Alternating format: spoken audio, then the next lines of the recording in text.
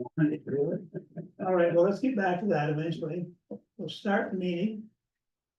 And we're straight to sidewalk scoping study update.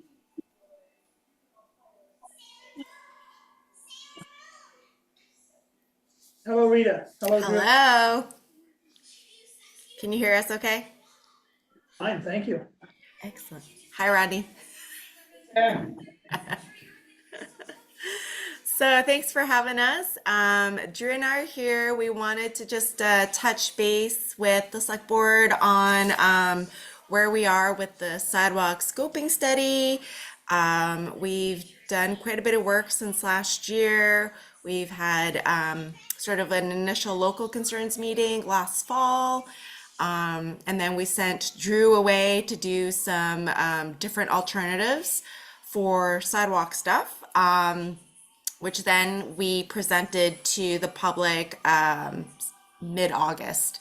So we want to just recap the select board where we are at with the grant and the sidewalk report, and then just kind of make sure we're touching base with you of the direction that we're going to go to kind of finalize the scoping report. So, Drew, do you want to kind of present on sort of the three alternatives that was discussed at the last meeting, and then we can answer any questions the select board have, and then we can kind of discuss sort of the next steps. Sure thing. Yeah, so I'm going to go ahead and pull up the presentation that we gave to all of the members of the public and the residents here, and just kind of step y'all through that. So bear with me while I just share out my screen momentarily. Oh, sharing is not turned on, so I'm going to send a request there. Should There be. we go. Thank you. Looks like I'm good to go now. Yeah.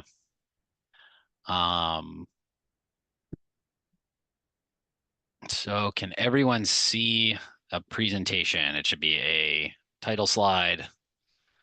Yep. Couple photos of beautiful little town with its slightly dilapidated sidewalk. Yeah, so I'm going to give a quick run through just of the presentation that we provided the public last month, and share just kind of our findings from the scoping report and the general sentiment and kind of what we heard from folks after the fact. I'm not sure if everyone here has had the opportunity to review the minutes from that meeting, but there's quite a bit to look at in there. We had quite a spirited conversation during the presentation, and after the fact, we took a straw poll. We have the results of that and kind of what we see as our direction forward for the next steps. So with that, I'll just kind of click through our presentation, and I'm going to do this at a kind of a rapid pace, just given we're on a tight time here. But we introduced our project team, talked about the schedule, the project purpose and need, reviewed the alternatives and our summary of findings in the evaluation matrices, and then had an open discussion and concluded with sharing next steps. Quick review of the project team. Obviously, Rita is the MPM, supported by all the folks at the town. Mariah, Janet, and Kevin have been extremely involved in this effort. And then again, my name is Drew Gingras. I'm not sure I actually ever said that to you all. I know it's on the screen. Sometimes I forget to introduce myself, but I'm the project manager with VHB, and we're kind of your planning, permitting, and engineering consultant on this effort. So a quick recap of the scope. We started this last fall, just about a year ago. We had a slight delay with some contracting at the state level, but we've managed to kind of keep relatively on pace.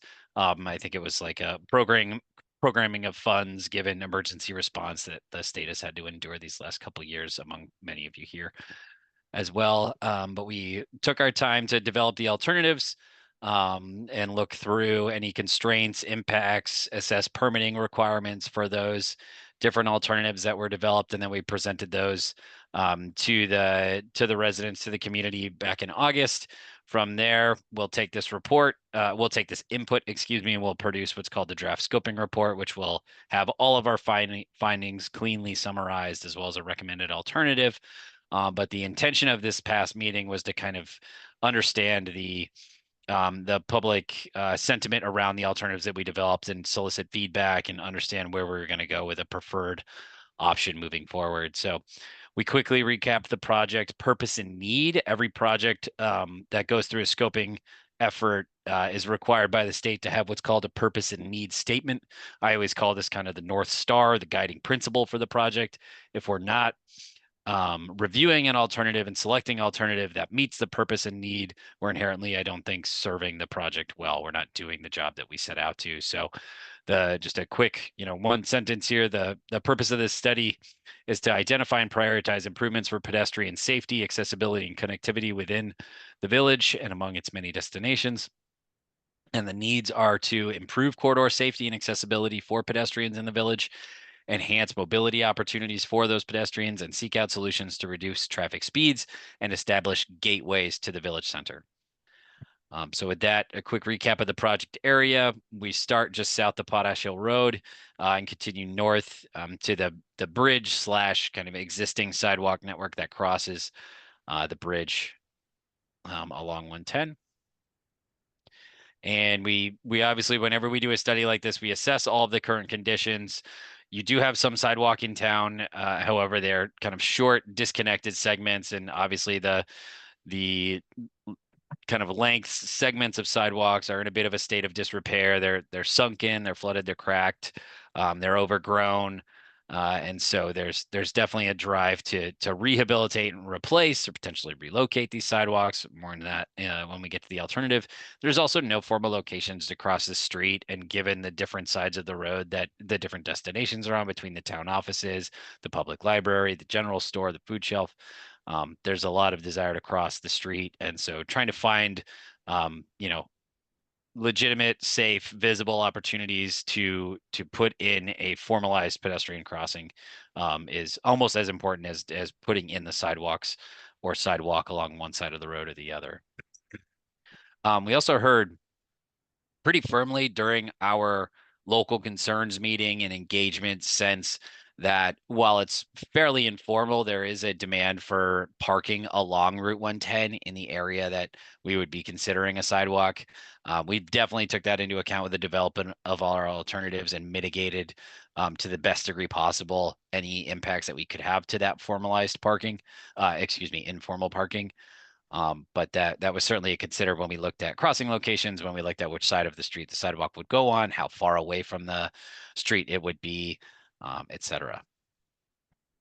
So with that, well, I'll just zip right into our alternatives here.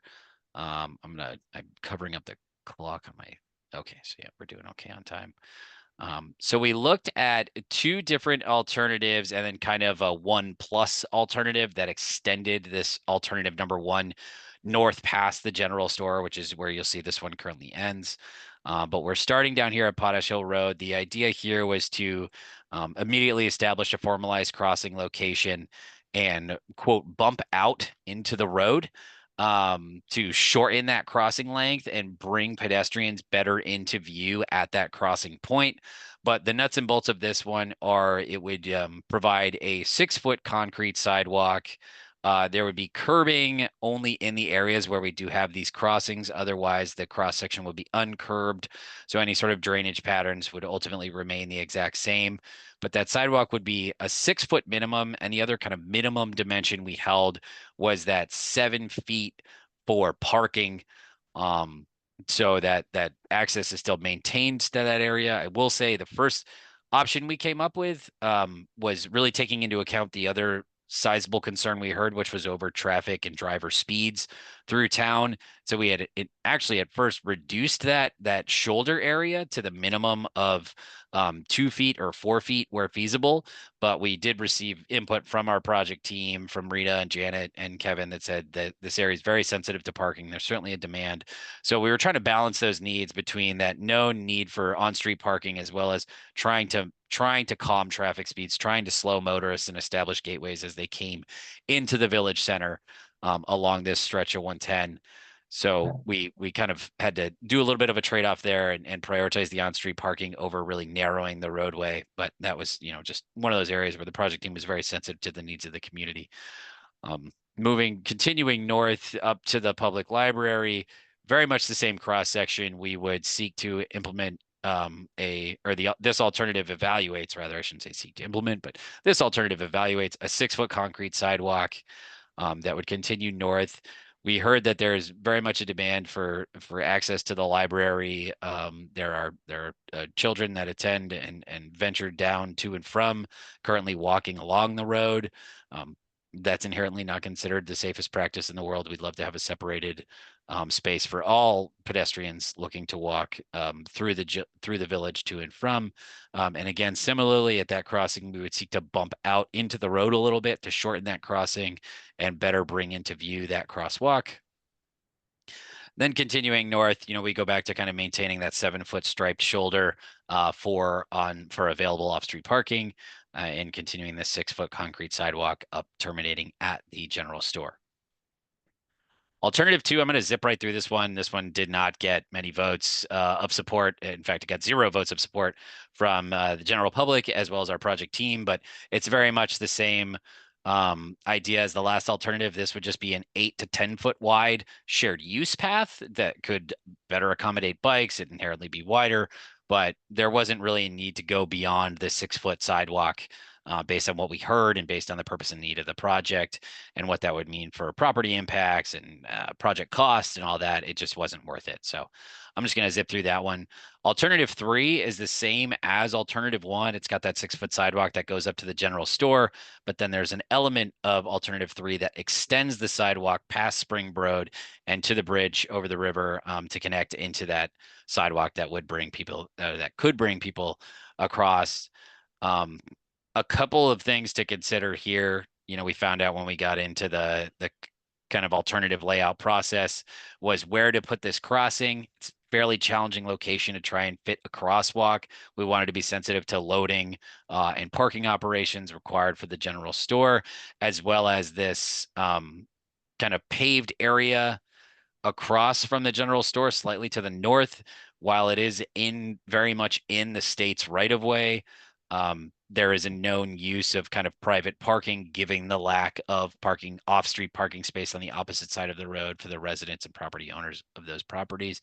So we wanted to be sensitive to that. We pushed the sidewalk back as far as we were willing to, based on the information that we have. I apologize if you can't quite see the contours on the screen, but obviously everyone knows we drop off pretty sharply on the backside of this kind of informal gravel lot. And then down to the river. And I understand there was some pretty significant washout in this area, I believe, during Irene. But then we come across Spring Road and we'd continue north through this little pork chop, as they're affectionately known as, and we'd have to, this shows a little bit more impact to this area, just given the slopes that we're dealing with here. And then we would come along the road as close to the existing shoulder as possible to minimize any impacts. We would seek to avoid any and all impacts to the structures here. And so we've called for a curbed sidewalk rather than a grass buffer separated sidewalk to come along here and tie into the bridge and continue north. So a quick summary of those options in these evaluation matrices. Again, these are standard evaluation matrices that we filled out based on state guidance and state documentation. So we look at certain elements like bicycle access, pedestrian access, vehicle safety. Obviously, pedestrian safety and pedestrian access was improved across the board. With all of these, we saw, a slight improvement to vehicle safety. We would imagine that the establishment of these kind of pedestrian gateways and crossings would inherently better alert motorists to the presence of pedestrians and the need to cross 110 between the village's destinations. So we do see an improvement to the vehicle safety there. This is a big table. The long and the short of it is there's not too much that would concern us from a natural or cultural resources impact perspective. We did complete an archaeological resources assessment, which did suggest that there are archaeological resources present along the site. And so further investigation would need to be required dependent upon the selected alternative and extent of the engineering design that could potentially be underway. I always like to inform people, this is just a study. This is not anyone saying we're coming into your town and we're putting a sidewalk there whether you like it or not. This is the town, going after a state grant, given the desire for better walking and safer walking facilities in the village. and seeking to look at what such a facility would mean for impact, for cost, for public process, for public sentiment, for comment, et cetera. So not a lot to concern or to terribly concerning about the impacts. And then, the state says, let's consider the community character as well. Does it improve the aesthetics of the street? Does it improve the character? Is there any economic impacts? Does it conform to the regional transportation plan? And does it satisfy the purpose and need? And basically that no build alternative doesn't meet anything or provide any change. And each of our alternatives we see as kind of improving all of these things. Economic impact, we identified it as minimal, and called out maintenance specifically. That is something that could get sorted out as you get into permitting and design if the project advances to that stage. And you could go forward with some form of a memorandum of understanding with the state as to who maintains the sidewalk, who predominantly in the winter, who clears it to maintain access, et cetera. Then we jumped into a question and comment period with everyone before just sharing our next steps, which was going to be the preparation of this draft report. And then we would have one more final what's called a public informational meeting, and that's ultimately a formalized presentation to you all with our preferred alternative. What's happening here could be very much be considered kind of a select board presentation light. This obviously isn't terribly formal. It was scheduled more on the heels of this, on the heels of our alternatives presentation than a formal meeting with you all. But we wanted to catch everyone up. We understand everyone's not always able to make meeting times when they're set. But that was the gist of the presentation we gave to the public. Rita, did we want to kind of summarize and share what we heard at least, or should I just share the straw poll? Or open it up to everyone here for questions? Yeah, we could do, so we, to wrap up our alternatives meeting with the public, we just did like a very informal straw poll just to see like, does everybody like, the no build, alternative 1, 2, or 3? Drew said alternative 2 had like no takers. Alternative 3 had a few, but it was pretty much like equal between no build and like alternative 1. So that's where we kind of ended off. And then Drew was trying to get some guidance from the project team and possibly the select board tonight on, what would be the preferred alternative for them to kind of move on to the next step in terms of, developing a little bit more detail, more meat in terms of, okay, if we choose this alternative or this, what would be sort of the cost estimate? Here are some more detailed plans. Here's more detail about like impacts and to the abutters and things like that to kind of like finish off the report. So that's kind of where we're at here. Yeah, any questions or comments from those present here? John, I just a couple. So how does this work with the abutting landowners and municipal goals here and say state highway, V-Trans, because they're if we okay, say alternative 1, are there issues where resident could say I don't really want a sidewalk or a curb or going through my property? So I think the important thing there is that the alternatives that we evaluated, none of them would have impacts outside of the state right of way. So those kind of show at a high level here. If you everyone can still share my screen, I'll click back to alternative 1. So this black, hopefully you can see my cursor, but this black kind of patterned line here is the state. Is the state right of way. And so we would seek to build the sidewalk firmly within the state right of way. And the idea would be to avoid any impacts to existing utilities. Obviously, the less impacts, the better. You don't want to be moving utility poles if you can avoid it. And so anything kind of on the back side, so the non-road side of the sidewalk would be considered a temporary impact. And even those temporary impacts, which is really just a constructability impact. So when you dig down, you got to build the sidewalk and then you still have a work area that you would basically reseed, resoil, reseed, and return to its existing condition, and potentially even, better than existing if it's in, a state of disrepair. You get new grass seed in there, new nice soil. And so even those temporary impacts, we believe, are more than likely to be able to stay within the state right away. One more question was, when we were looking at the sort of project mission, where was it decided that the sort of village ends or begins? Because as you started to get into it on alternative 3, on very sharp corner there in the bridge, it's such a tricky stretch of road. I just wondered, was there thoughts of, let's try to figure out this corridor for pedestrians or bikers or whoever, around that corner, over the bridge and further. I mean, it's still the village, even sort of over the bridge on 110. So that didn't really get into the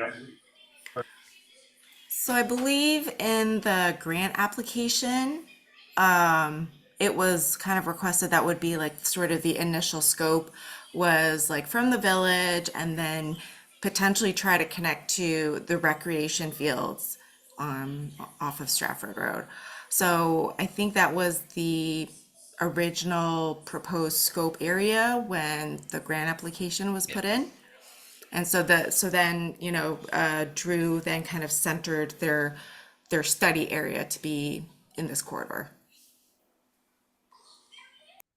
that. Yeah, I think that the short answer there is, it was not considered in the grant application project area, so it's not part of the funded study area. And we got a very similar question actually going south of Potash Hill Road, with a desire to kind of connect to the fairgrounds, but it was one of those things where unfortunately that was just not what we were scoped to study, so to speak. Okay. I always want to look at everything, but we got to stay within the bounds of the project area. Yeah, good, thank you.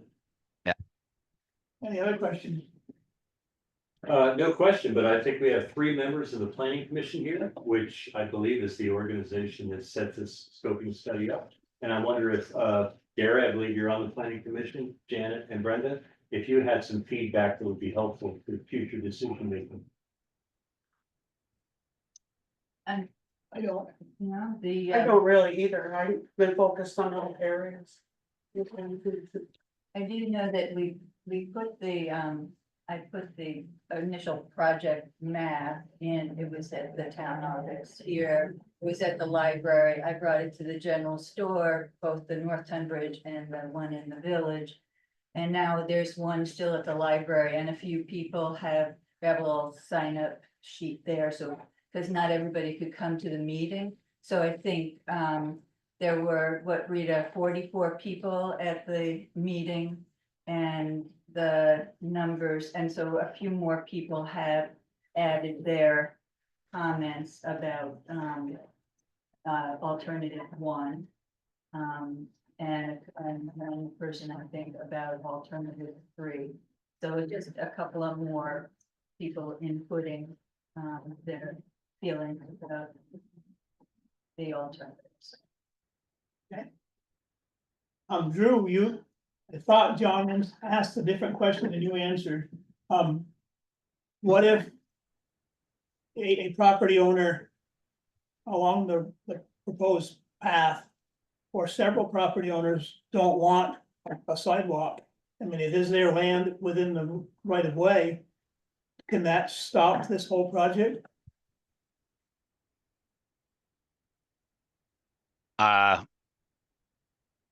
Not sure I can really answer that. I think that's somewhat subjective, but I guess I can share in my experience that yes, I have seen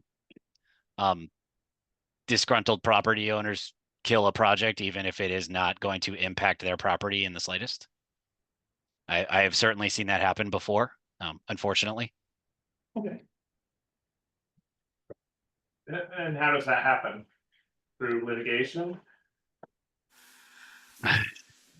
So I know in It's a nuanced answer to that question. yeah, so usually say a town proceeds with a design construction grant to kind of, you know, make it happen. So the project would follow the V-Trans process, which includes right-of-way. We would identify the property owners along that stretch where sort of the impact zone would be, with whether they would need a temporary construction easement or a permanent easement, whichever way. And then the town attorney would kind of draft up a letter for whatever easement, and then approach the property owner, and then kind of negotiate with them. Either it's like appraisal for the property value, or I'm not going to go into the weeds, but that's kind Yeah. of sort of the general process for that. My understanding of the question was more how would a community terminate a project? And I can share recently, a colleague of mine was working on a project that was funded through engineering design. There was similarly a public outreach process, a scoping process.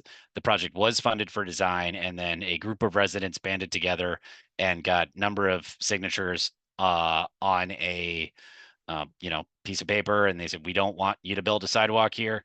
And the town said, well, this frankly is not going to be worth our time nor the state's funding. And so they basically they gave the funding back to the state, and the project simply ceased to exist. So no, as for this project, so for the end of this project, Drew is simply just trying to prepare whatever the preferred alternative is to kind of present as the final scoping report results. We understand there is sort of equal folks that are interested in like no build, leaving things where they're at, and then possibly like alternative one, which is really just, again, reformalizing sort of the existing sidewalk that is already there. And so I think the project team is hoping to kind of pursue or direct Drew to kind of flush out alternative one as the preferred alternative.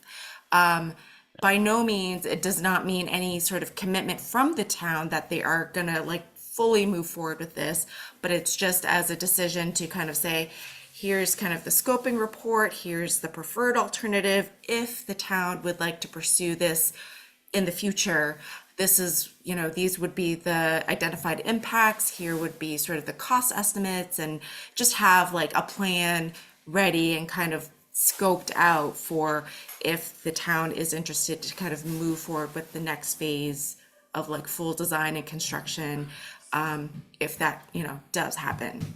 Yeah. So. Okay, next question from me.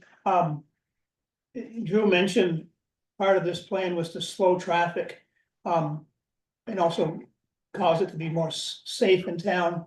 And I'm all for that.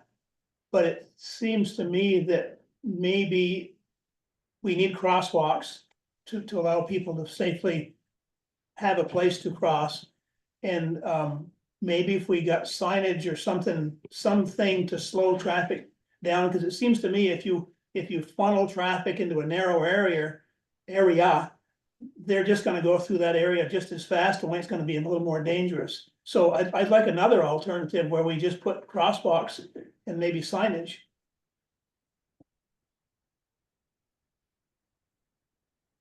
Okay. Thought they didn't hear me. Yeah, I don't know if I don't know, Rita, I would almost defer to you to say what I'm about to say, but I'm not sure we're at the point of the project where we're considering more alternatives. Okay, I think though, and I apologize, I don't know your name, sir, but I think, one of the recommendations would be that we could put forth in the plan would be to, potentially recommend, if you all agree that this could be worthwhile, a more of a phased implementation plan where we would potentially phase in crosswalks first. Now, crosswalks generally only make sense if there is a sidewalk that connects to them. But I have seen it where as long as there's accessible landings on both sides of a crosswalk, you could still implement a crossing at a point. It just tends to make more sense if there's a linear facility connecting to them. But we could say, you know, if the town is a little hesitant to go to fully endorse an alternative, that would be this alternative one, you know, or if we do endorse alternative one, we could still write into the plan. We understand there was some uncertainty around, you know, the full scale of this recommendation. Here's an option for a phased implementation. Start with the crosswalks, then add the sidewalks, something of that sort. I do apologize. I'm pretty firmly restricted on time this evening. So I'm not sure if Rita, if you have the capacity to stay on, but I guess I'll say this, and I think this is going to kind of echo what Rita says. You know, I think after our debrief with the project team, you know, our recommendation for a preferred alternative would be alternative one. As Rita said, that's not signing the town up for anything, even if the select board endorses it. It's not like you're saying this is going to be built. This is simply saying, let's further investigate this. Let's put it in writing that the scoping study is complete and really evaluated and analyzed what this would mean for the town in terms of cost, in terms of implementation, in terms of maintenance. So that would be our recommendation to proceed with that, particularly given what we heard from the public. We understand and are very you know, sympathetic with the pushback. But I think the project team was in agreement that a no build would not meet the goals of the project and would not meet the purpose and need that was set forth, and it would not meet the goals of the regional transportation plan when we have an opportunity to do so. So there was certainly a drive from the project team to continue forward with fully developing alternative one and finalizing the scoping report with that as the recommended alternative. Right, we got one more question. Yeah, are there any costs to these different alternatives yet? That comes up next. Okay. Okay. All right, unless somebody's got other questions, you gotta go. I have a question, but Okay. Drew can go if he has to, because there's probably more for Rita. Yeah, you can go, Drew. I can All right. I can finish this. Thank you so much. Thank you all for your time tonight. I appreciate it. Take care. Thank you. Rita, Yes. since this is all new to Tunbridge, what exactly would our, you know, municipality puts in a new sidewalk? You know, what obligation do we have for maintenance, for example? Yep. So other towns that have put sidewalks in, say along a state highway, so you know Hartford has a bunch of them. Other towns have as well. The state does not maintain sidewalks, so VTrans would normally issue an MOU, a maintenance agreement with the town, and then the town would normally be responsible for maintaining the sidewalk. Now for winter maintenance, that kind of varies between towns. I know depending, some towns they would, the highway crew would do the winter maintenance.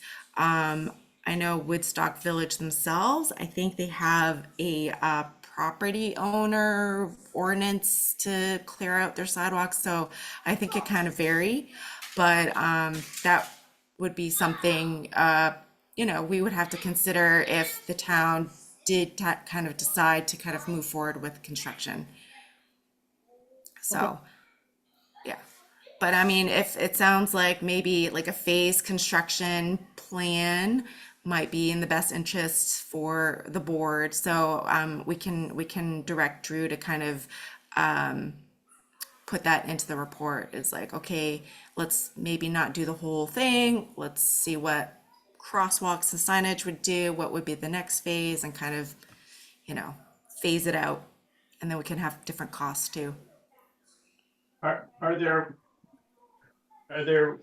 does V-Trans have grants then for, you know, improvements, extensions, maintenance of sidewalks the way they would like Better Back roads?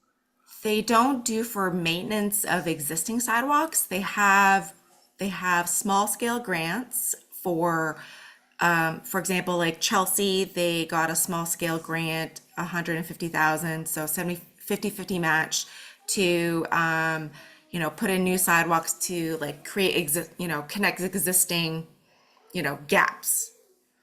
or maybe they are improving sidewalks to meet ADA standards. So say you have an existing 3-foot sidewalk that's been put in there for 20 years, it's no longer the standard width, and we're gonna make it 5 foot with, you know, the ADA ramps or whatever, then V-Trans has those grants to kind of help that.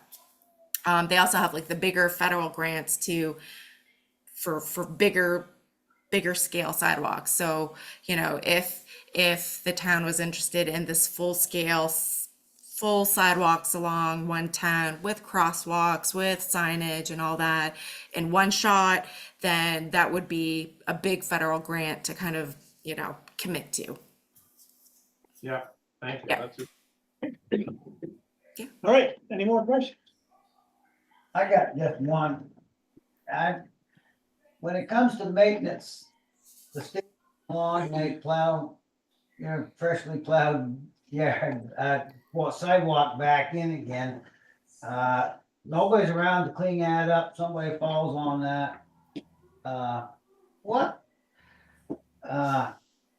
I guess what I'm trying to say is who's reliable and is there some kind of liability to the town?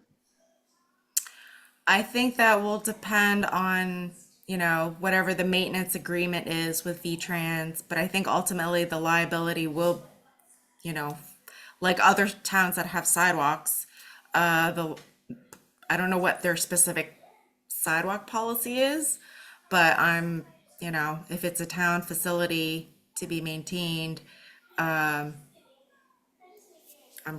pretty sure there's some level of liability.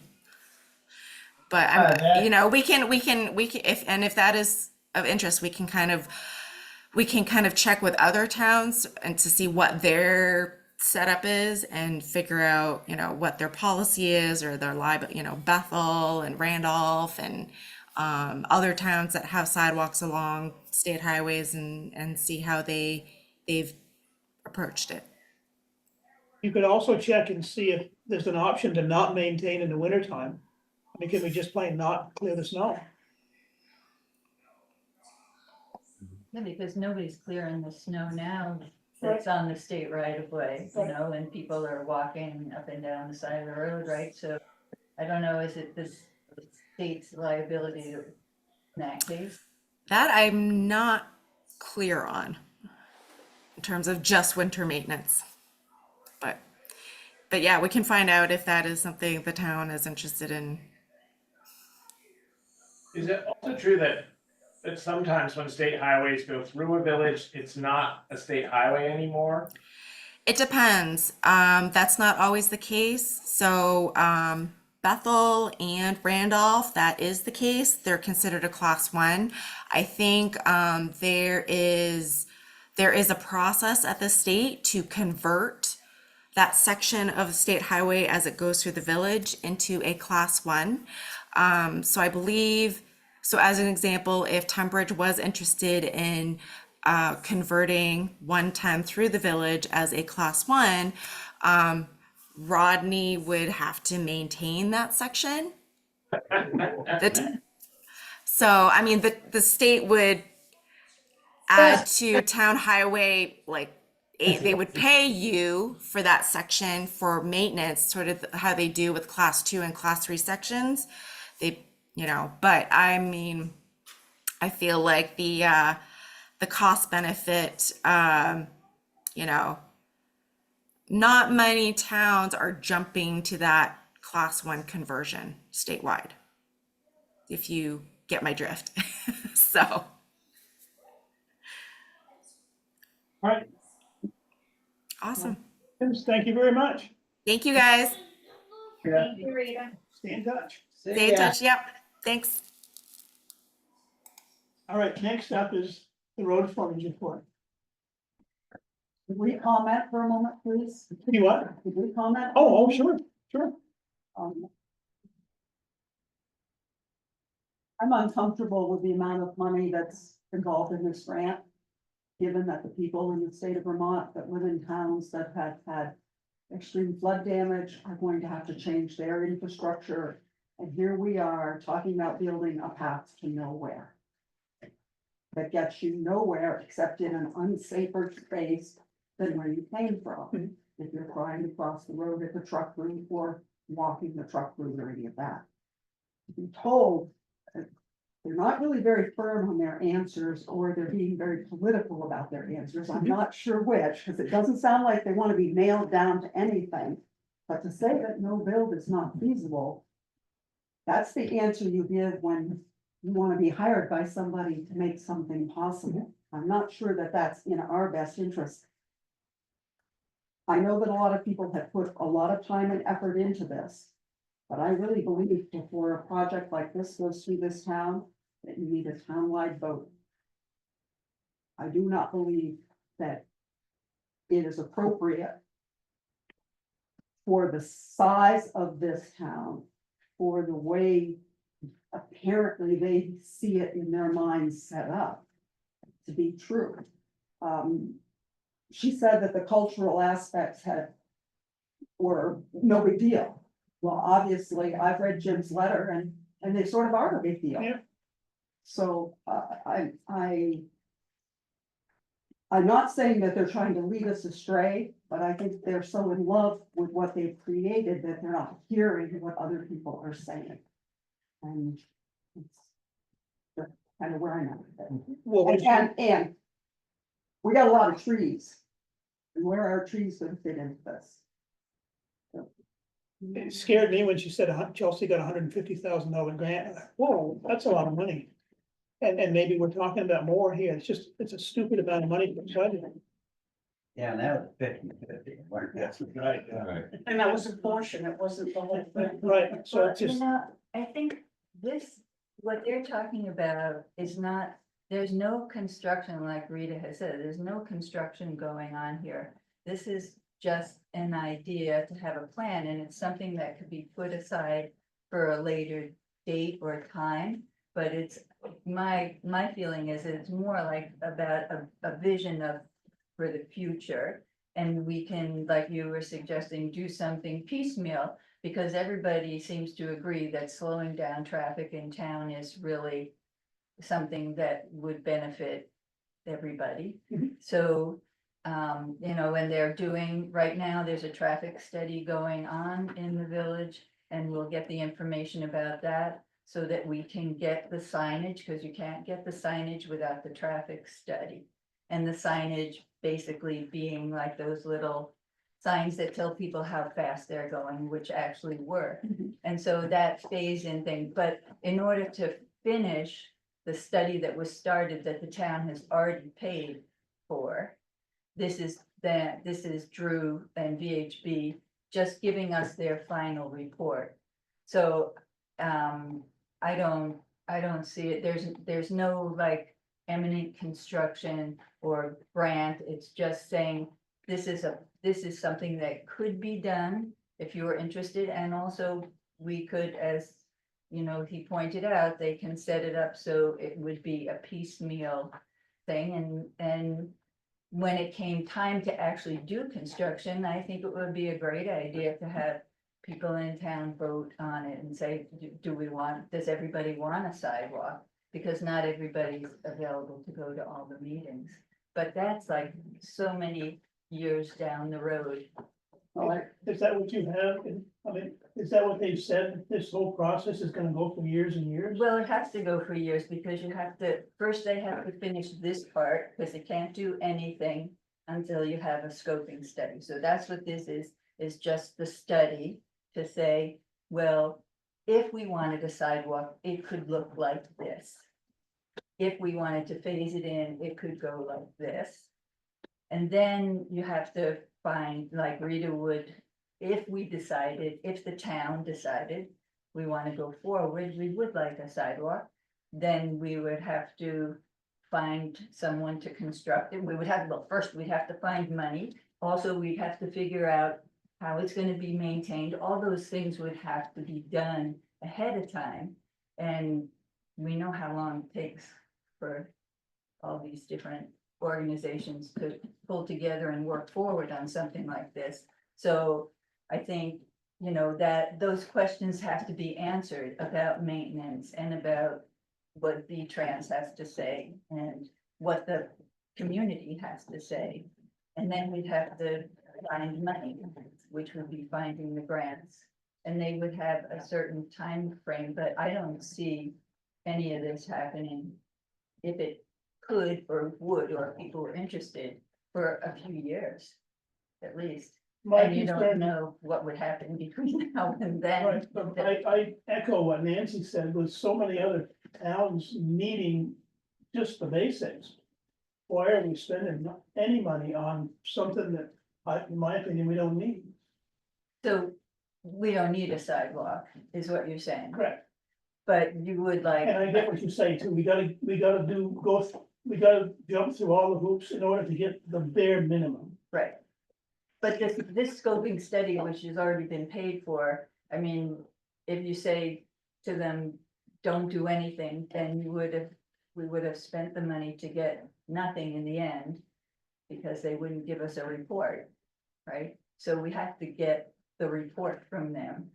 I That's, get it. you know, so that's, We So- don't have to do anything. Right, We don't have to we do need to get the anything with report to file away for a rainy day for when Exactly. we decide we want. that's, But then this whole year and a half long process is already checked off, so for 5 years from now, you said we do want a sidewalk, okay, we're already a year and a half ahead, here's the data and here's the scoping study. Then we can report with the grants and other stuff. and yes, the other towns, I mean, other towns need things, but I don't see that. I mean, we would end up getting a grant that would be specifically for building sidewalks. Yeah, okay. So it's not just- like taking money away from other people or other towns that need certain things in town. This money would come from a fund that's specifically used for creating pedestrian walkways in towns. That's the way I see it. But I think most interesting would be to just get the speed lowered, and I think crosswalks are a great idea, and the crosswalks to the sidewalk that exists is Right, is workable. and they have them in Chelsea, there's two of them I've counted, that just go from one side of the road to the other. Yeah, so I don't, so we Maybe could, that's what we'll get in the end. yeah, that's what we might end up getting in the end, but at least we get the report that says, hey, Okay, and yet, a couple of years from now, and somebody drops a few $1 million on the town. we'll have two sidewalks. Well, we have sidewalks to North Tunbridge. 100 years from now, it's all gonna be different people anyway. That's right. I won't care. So, yeah, that's my, Yes, yeah. This afternoon, I had another discussion with Laura Treisman, who is the state historic preservation officer. And she has those options. I sent those to her, and she is concerned about the impact, especially with sidewalks being as close to some of the houses, it could affect the integrity of the houses. And so she had a question I didn't know the answer for. She wants to know what's the source of the funding is. If there's any federal funding involved, then it kicks into section 106 of the National Historic Preservation Act that requires a federal review on top of the state historic preservation review. Do you know what the source of the funding is? No, Janet? no, I don't know specifically the name of the. Well, grant. do you mean for future sidewalk? Any, For the scoping study, what's anything, the, because Tunbridge is, the Village of Tunbridge is on the state and federal historic registry list. So there, because of that, any construction that occurs Right, so you're talking though about down the road, if we did the Down the sidewalk, road if you're we go, wondering, right. yeah, we don't know if the Right, funding would if be you federal or apply state at for, that point. if it requires an Act 250 like Yeah. permit, yeah, that automatically kicks in. Where the state preservation people are gonna come to town and they're gonna look at everything in total as what the impact is historically. right, that's all part of that would also be part of the design and build. End of the Mhm. whole project. Right. Because they would have to do an archaeological impact. Mhm. And, probably when the original sidewalk was put in, the Historic Preservation Division for the state of Vermont was not paying attention. I think they did. They're individual owners, aren't they? Excuse me? Yeah, they're individual owners, so the sidewalks are here now. No, it's on Town. the state right of way. But The town, the Tunbridge Improvement Society put the sidewalk. in. people still own the land. They own the land, yes, but it's, the sidewalk is on the state right of way. Right, so I guess by eminent domain or something, the state could Right. say we're gonna do it. Mhm. Right, that's what Drew was saying, that it wouldn't really impact. And if a particular landowner was like adamant that they didn't want it, they would have to go through a process to, tell the town they didn't want sidewalks on there. Yes, yeah, well, we know. Anyway, that. let's move on unless anybody else is gonna be pertinent. Right, you know, if there's a Thank you, Nancy. expiration date on the scoping study, like once the town had it filed? I don't know, but I can ask Rita. Okay. Problem with these things is, once you get step one out of the way, somebody jumps right into step two. You gotta do step two. 'Cause otherwise. All right, Rodney, let's. go on with you. Thank you for people for attending.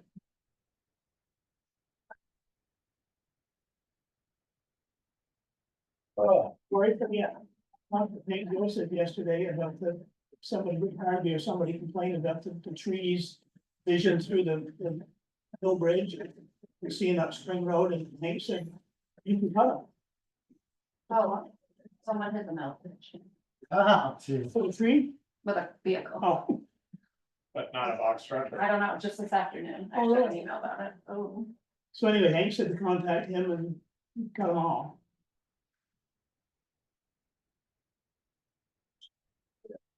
The second, the state needs to trim something out by that bridge, see what's coming there, don't distract the road. Yep. I couldn't get back with them this afternoon, because, by the time I got back to the garage, it was, like 4:10, and I went down to get the tank at the pump out of the brook and this and that, went back to the garage. People with the tractor had called. Mhm. And so I tried to call them right back, so they'll tell you something, but they'd already gone home. But they did call. But they did call, and they mainly wanted, what they were asking is, what did we need fixed? Huh, seems like they might have asked that 3 months ago, 4 months ago. Have you heard rumor if it's back together? Well, I'm gonna find out tomorrow. Okay. But, I'm guessing it's back together, and I want the seat fixed. It's the only thing I really care about. Is, you can't have the guy in there for 8 hours, 10 hours a day with that busted seat. Gotta have something done to it. And, so. That's basically where I'd at. They ain't fixed the seat, I want the seat fixed. But hopefully they've done that. Hopefully the transmission's fit. Yeah, they've known for 3 months that the seat was a problem as well as the transmission. And I know the transmission must be addressed, because things have been apart for 3 months. So I hope that's taken care of. Matt Loftus is doing a job over on Owl Hill, right? They blasted up a lot of rock into the hill. And Who blasted it? some company, I couldn't tell you the name of the company. But he's got a hold of me, and he says that, So it's Matt's project. well, it's actually my son's project, but Matt's working for him. But they leveled this hill. The house set on a hill, and the lady that owns the place wants the house back down on the flat. So anyway, they've done the blasting to get that kind of work done, and the rock has been busted pretty small. It's free, Yeah, grab it. and I say we should send trucks to grab the darn stuff. if nothing else, when the next flood comes, we have something that we own, we don't have to buy. You got time to do it? I feel I've gotta make time to do it. Mhm. Because, I feel that we gotta have this stuff on hand for the next problem we run into. Mhm. Video of the explosion, Anyway, Cool. actually. Oh, dude, you show me some of those? Yeah. Yeah, I watched a couple of them. Uh, Where we've got somewhere around 2,800 in sand so far. And, yeah, aren't you mean? yeah, and, he's working hard to get the rest over to us. If it gets me much later, I'm gonna suggest that we help him get it over here. What's the total again? 5,000. Just over half. And, It might- I have, finished Angel Road and Kelsey Mountain as far as the two grants go. We finished those up today. And, I got, some winter material to put up, and I kinda want to know what you're thinking, and,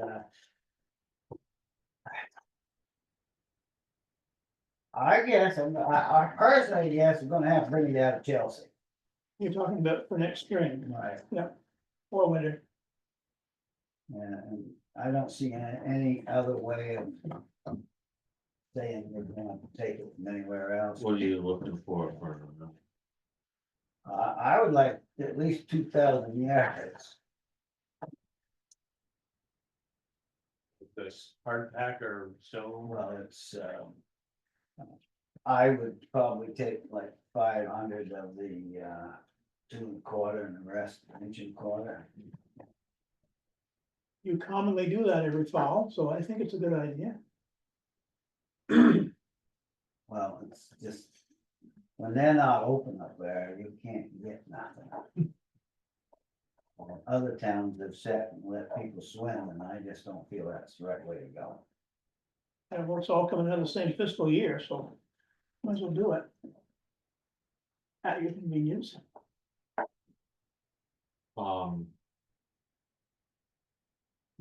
Just something to think about. Gilman's. WB Rogers, they got a trailer dump. And. He said. If we were infected or something, he'd give us a price, he's talking 20 yards, Yeah. which is probably legal. More, Um, likely. and. He's working on. They're working on opening a pit in Bethel. Which he says that. They've had the engineers in there and stuff and they're thinking there's gonna be 50,000 yards of sand in there, he said it's decent sand, I mean, like, you know. And they're gonna do some crushing in there also. So that's This. gonna be down the this road. side of the one, the police barracks. No, it's on Peabody out by where Bob Dean's Oh, garage was, yeah, down in yeah, there. It's right behind the town garage, basically. There's farmer down there, across the railroad track.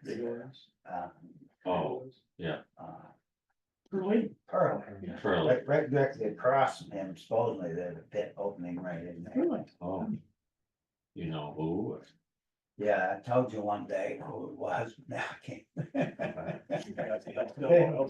Yeah, I have it But written down. anyways, doesn't make any difference, so I'm just telling you, maybe, we can Yeah. get some stuff out of there next summer or something.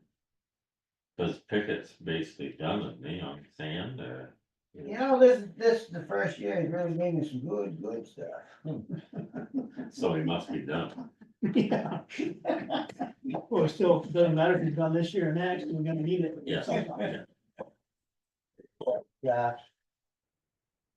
Nevertheless, you talk about long term, we are gonna run into this problem. Eventually down the road. Can't get it brought to us. Because it's, too far to truck, it's starting to run out everywhere. Right. We need to start getting a handle on that situation.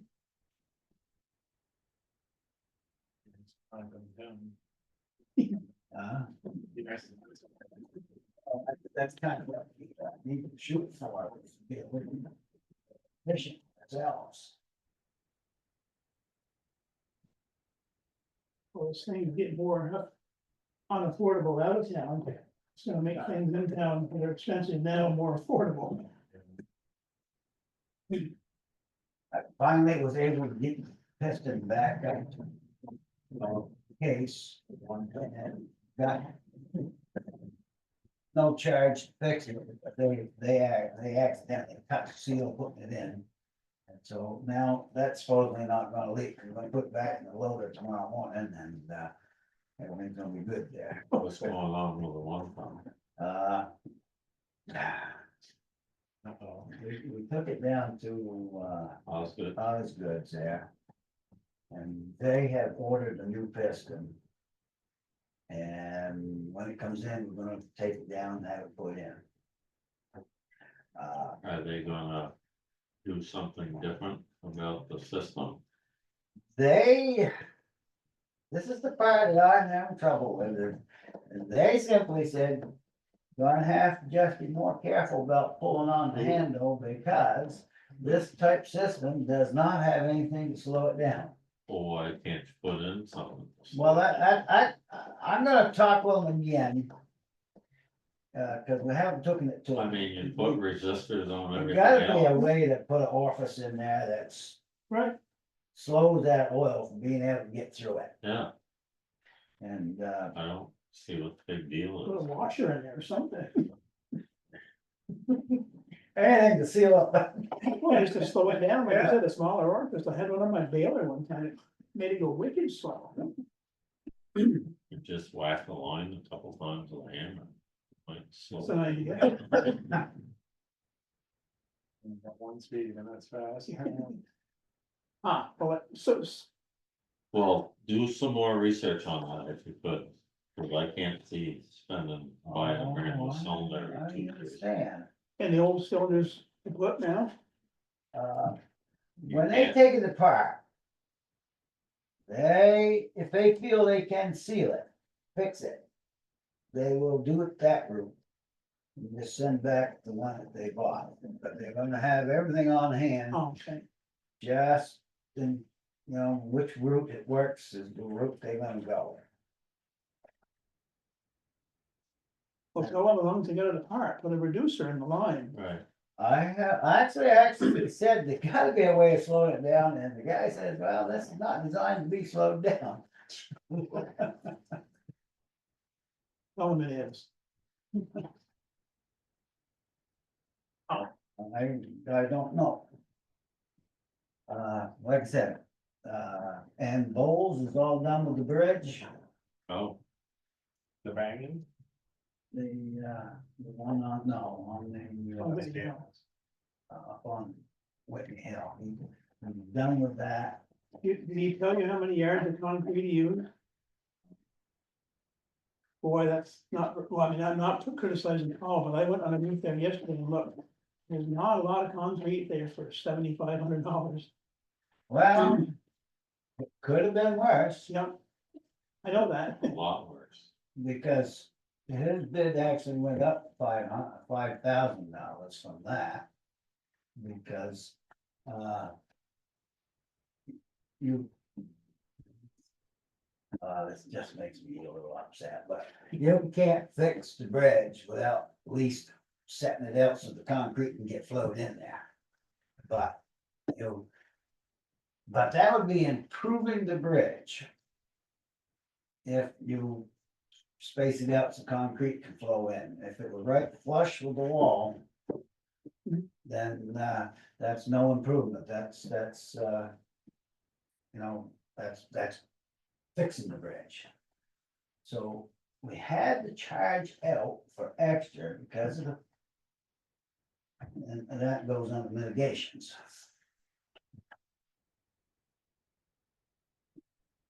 I don't understand that. Okay, Well, it improves the bridge, so therefore. It's basically the same as the culvert deal. We're gonna put the bridge back the way it was. Try to prove it, that's a different, So we're that's talking, a different deal. we're talking logistics here or FEMA? It's money for, yeah, Okay, so I missed that part in the beginning. So FEMA, Said what we needed to, he needed, if he was gonna do extra, he'd charge for extra. so in the end, if FEMA pays for I it, think they're gonna pay for it. It shouldn't be. It seemed to me like there was an issue with that, so his $7,000 estimate went up to 12,000? yes. Okay. Did he split it out though? Is it, It is split, but I told him that he may have to work with you just a little bit to get it finalized, and, he said that, he would do whatever it took. He could trim it, he could do whatever would make everybody happy. Gotcha, okay. yeah, so at the site visit, something sort of clicked with me, which is that when they kept talking about mitigation, the FEMA requirement is that you return it in kind to how it was. Mhm. So whatever was at that bridge, to fix that bridge, the only thing FEMA will pay for without the mitigation team is to return it to its in-kind state. So if it had a crappy guardrail, Mhm. you can return it with a crappy guardrail. If the guardrail got taken out, then you can put a new guardrail in, but you can't say this bridge would be better with guardrails and it doesn't have them right now. If you want to do that, that would be mitigation, and in that case, that would actually fail mitigation, because putting up a new guardrail, while it may protect your citizens, it's not actually preventing any future flood damage. So it would have to be things like you can pour an abatement wall, and that would be mitigation. But the way that it flows through the FEMA payment process, there's different departments that pay the different pieces. And so to return it to the state it was in at the time of the flood is one cost paid by one department and approved by one group of people. Then if you want to make it better to prevent damage in the future, that's a different department, a different group of people who approve whether you can do that, and that's the mitigation team. And so when you get a quote, you need on your quote, you need what's it gonna cost us to put it back to however it was, even if it wasn't ideal the way it was. And then what's it gonna cost us to make it better so it doesn't happen again? So Paul's gonna break that down then, so. So that's what we asked him to do, to be very clear in his quote, what's to return it to current state, and then what's mitigation, because if the mitigation team doesn't choose to pay the mitigation. So the other thing is, this one is different because we're not in those like early days where they were like, just get things back going. We are in a point where FEMA's actually going to tell us in advance how much they'll pay for each part of this, how much they will pay to return it to current state and how much they would pay for mitigation. So his quote, we're gonna be able to compare to what FEMA tells me is the buckets of money for those two things. And if he quotes more than they're willing to pay us, then we have an opportunity to go back to him and say, don't do the mitigation, they're not paying for that or whatever. But, so he can't do the work until, So, So who decides, what is the proper amount of mitigation? that is another department at Oh. FEMA who takes so FEMA came out and they measured everything and they took pictures and they looked and they said it was 3 feet wide by 12 feet deep by 6 inches, and you have to put back plant mix and riprap and, look at me using all these words, I don't even know what the rocks look like. Mix them up. And so they are gonna put that in a little formula machine, and they're gonna tell us that to do that, to return that bridge back, we think it's gonna cost you $5,500. And if we get a quote for more than that, they say, well, we don't know why it's gonna cost that guy so much, it's gonna cost 5,500, so we will pay you 5,500 to get it back to state. Sure, But So, then they have an engineering team that says, if you wanna do mitigation. and then, yeah, and so we told them what we were interested in for mitigation when they came out, and so they have another group who's putting that into their formula machine and telling us to do the mitigation, here's what that would cost, and that's what they would approve payment for. So, but it all had to stay under 100% of the first Right, mitigation is And, only 100%. And so it had to stay under that, so it weren't gonna be big money, no matter how we looked at it. If return it to kind was easy math, $5,000, you can't do more than $5,000 in mitigation. We Right. couldn't tear the whole thing out and put in a $200,000 bridge and say, we did $5,000 in repair, $2,000 or $200,000 in mitigation. So is that true with the Stratford Road culvert? That's why we're still in negotiations about payment of the Stratford Road, because we did not return it to in kind. We went straight to mitigation and put in a gigantic culvert that costs way more than 100% of what it would have cost us to replace it, so that's why we're still negotiating. Yeah, a lot happens. I know a lot more. The next time we have a flood, Rod and I are gonna be buddied up. And we're not gonna take GPS coordinates 3 times. We're gonna take them once. But I heard yesterday, your former daughter-in-law, Lena, Yeah, she said you can take pictures with the GPS on the picture itself. Yeah, so I had done Yeah. that with Rodney for 2 days. And then the ones that I sent to Marianne were not in the correct format that FEMA wanted it. So then we had to download the app on her phone, change the coordinate like layout, and then she had to retake them all. so Thomas and I went out, because we were told what needed to be.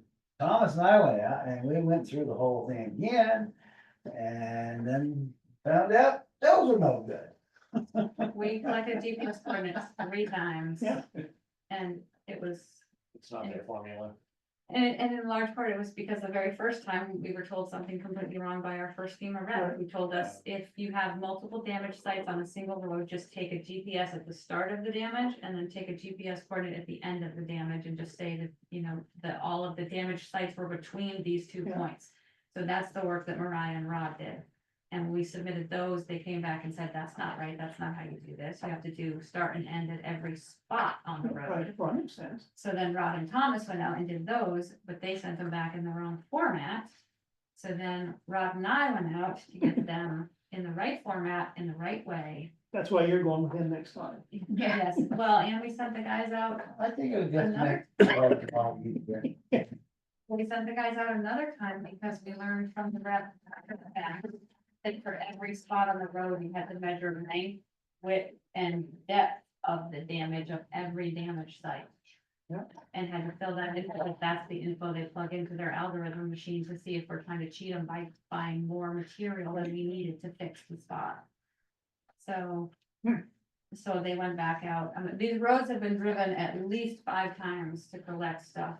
Right. That FEMA was not clear about how the requirements were going to be until after we submitted stuff that was not accepted.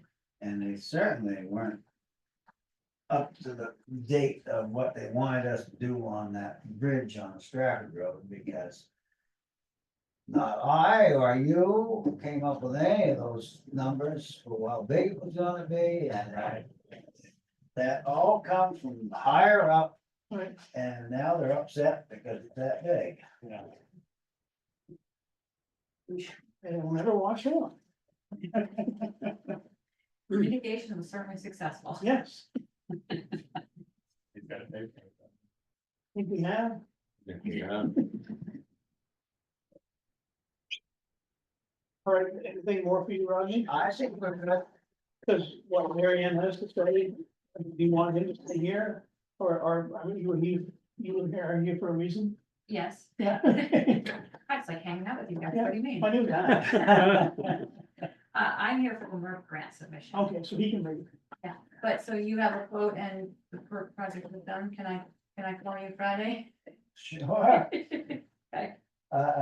I even have a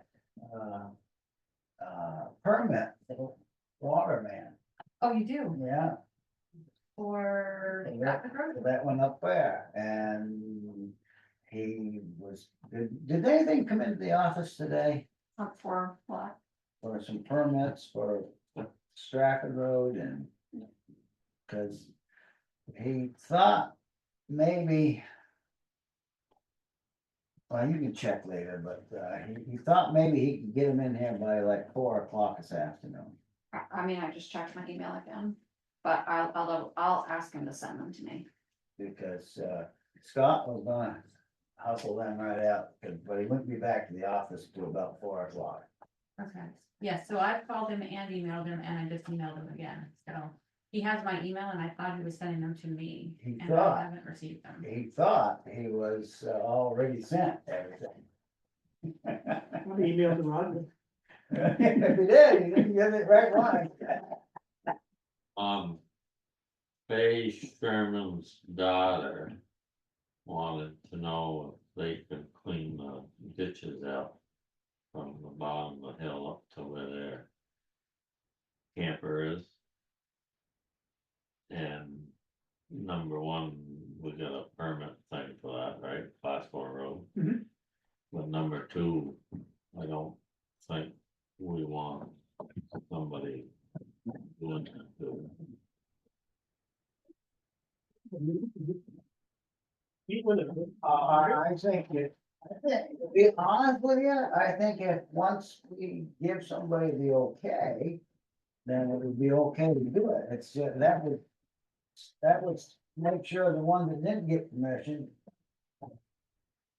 are doing what they weren't supposed to do. Yeah, but this guy probably ain't Matt Loftus, so I just wonder Well, I just. what it will look like.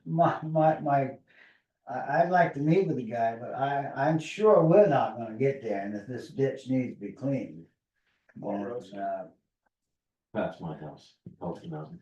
What happened is the water ran down one wheel track and then cut across the road. And she's driving up there with some little car. And somebody living up in there? yeah, they've been camping up there all summer. So We she tried to do basically that, wanted to but- take that little mess out. But it's just gonna come back, cause there's nowhere for the water to go on that side. If you want to tell him if he can get a hold of me, I'd be happy to Okay, go and see exactly what he wants Okay. and, and maybe you could hog and grader through there, I think there's some material there. Be able to put a little ground. I'd like to talk to him, so I know I'm in the right area and the whole nine yards. And there's basically no ditch on the west side of the road anymore, so. Do you have jeepers up in there? No, there's one. I just wondered, Yeah, but so, seems to me like it gets ripped up pretty good. Oh, I never noticed that. Some of them. We got one guy slowed up Sunday, I went down. And I was digging out the ditch, cause I'm on a little bit of gravel stuff.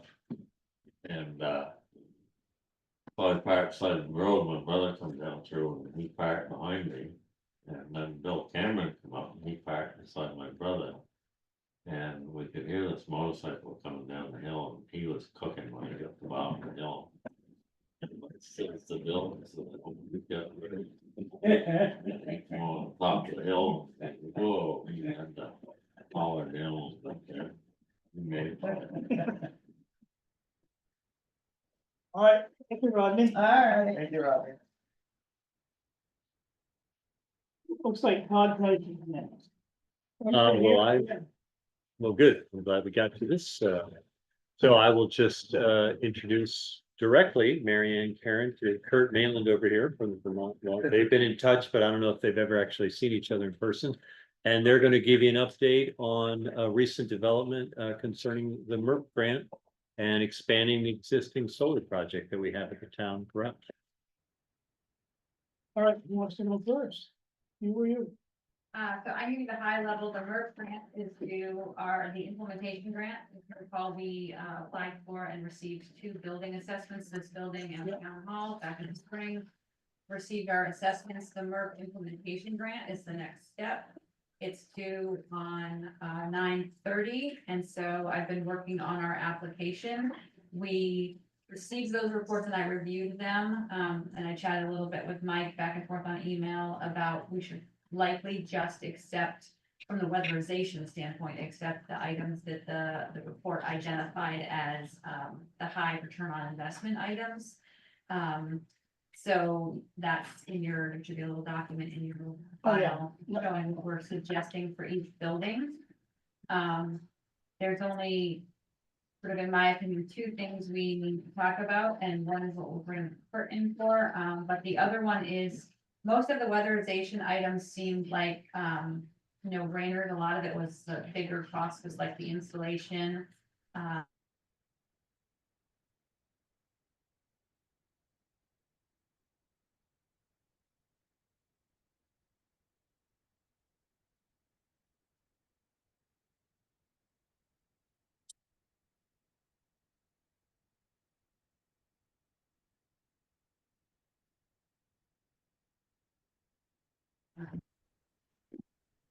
Until they fail.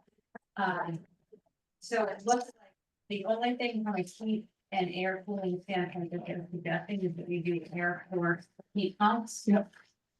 This is 100% not my area of expertise, so I'm just looking for you to sign off that what they suggested for weatherization and for the air source heat pumps is what you do want me to apply for.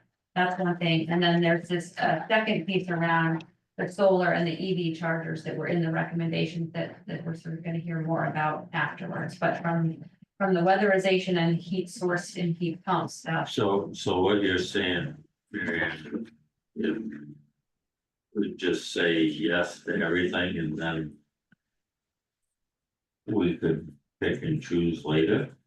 No, these are what we would put into the grant as what we want them to fund, so I would be asking for like, well, depending on where we go with the solar and the EV chargers, but based on what's on the paper at the moment, we'd be asking for $91,106 for this office and $159,621 for the town hall. And that combined would be the number we're asking for from the grant, and it would be to do these activities. Wasn't there low confidence though, because of our, whatever that algorithm? Yeah. It's way down the list. The algorithm puts us fairly far down the list, but what I will say is Two Rivers is indicating, our rep Harry at Two Rivers is indicating that a lot of these reports came back with fewer dollars than. So any one entity can get up to $500,000, but the average report that he's seeing is closer to $270,000 to $300,000 because. So he thinks they're gonna get further down the list than they'd originally sort of thought they might get. And I think he said one of the reasons he's seeing that is because. Glass is so expensive and the return on investment for glass is so far off in old buildings where you have non-standard sized panes that are gonna cost a lot of money. That a lot of people, including us, who wanted new windows in our buildings, they came back as not being cost effective to do new windows. So I think we had looked at to get close to $500,000 based on some other reports that we got where we're told that it was gonna cost $150,000 to replace the windows. And these reports are suggesting that we won't get the money for that because there's not the return on investment for those. Can we do like super duper storm windows or something? They're saying other than weather stripping, the value's not there for doing windows. Again, not my area of expertise, I'm just reading the reports and. Chelsea's doing that Stratford thing where they come and measure your frame and then they make this special plastic thing that goes in and Stratford builds them for you. Chelsea's doing that for their town hall and to compensate that, they're doing, I just heard it the other day at the select board meeting there, so that was their way of compensating because they can't afford to replace the glass either. So two things real quick on that. We did do that in this building in the town hall several years ago. They worked for a while, some were taken out, some failed, etc. Window dressers is the name of the outfit that comes in. I think Woodstock's in the midst of that. That could be approached again. And as far as overall insulation and tightening up for energy efficiency, windows usually are left. A lot of people go, oh, if I just fix my windows, but I don't insulate the basement or I don't do anything with the attic, that's good. And Efficiency Vermont would tell you, no, you need to do those other insulation activities first. Windows last, and now with the cost of the windows. So that's something that we could maybe address later as far as the windows. Yeah. Do you wanna jump in with this? So what I put on this form was literally just what was in the report, which was the 5 kilowatt rooftop solar and the EV chargers. They suggested one level 1 and one level 2, but I know you guys were looking at that, the solar piece from a separate angle. I don't know if you wanna jump in. Yeah, now. well, maybe.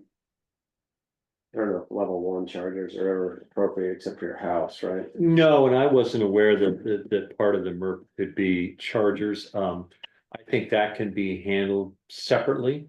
There's a lot of details that, as we've discussed earlier, maybe during the ARPA funding, that, as far as town-owned space that would be, accessible easily for, let's say, 2 level 2 chargers, and we just had the discussion about sidewalk and parking being really important. That's pretty complicated. I think it could happen eventually, but I don't really see EV charging as being part of this application in my role as energy coordinator. But on the solar side, yes, I think we can get you the numbers, but what we were thinking. And or even, it takes. We might want to figure out a way to.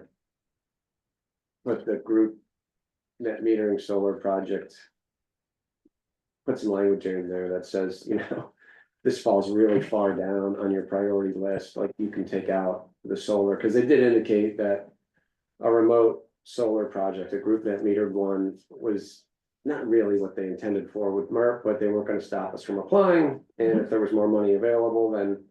We might get lucky, but let's not let it water down, the weatherization piece, but so and I'll get you the numbers, we've got 2 buildings. We can look at the kilowatt hours, the numbers that Amos got us, and we can ask for, a group net metering system, or at least a portion of it that would supply both these 2 buildings. I think we can do like 80%, and then, we'll just accentuate, we're gonna leverage the federal funding, which could do 30 to 40% of that, so we'll only ask for say 60% of the 80%, but I can get you those numbers per building. And we can indicate it's gonna be group net meter, not on the rooftops, because the rooftops aren't great for solar, and that if that's not appropriate for this particular grant, then to take it out, but we should be able to get you everything like tomorrow. Okay.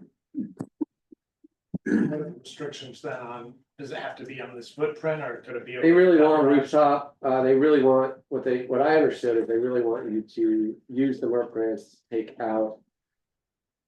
Fossil fuel sources, so by just supplying financial credits. On the, on the meters or bills of these 2 buildings doesn't do that, you still need to. Right. Still need to do whatever you have to do here to heat them, I guess, we're not really electric heat, so. It's a possibility, we might get it, but. As far as the rest of the solar, we're still moving forward with roughly we think a 12 kW AC project will work, and we're gonna kind of move forward on that, and we'll keep you updated as we make progress, but this came up. We saw there was a solar opportunity, so we figured it's worth taking a shot. Right, this became evident only probably 10 days ago, 2 weeks ago. They sort of extended the deadline and opened up the applicant pool to other towns that normally wouldn't have qualified. So that at least put us in the running.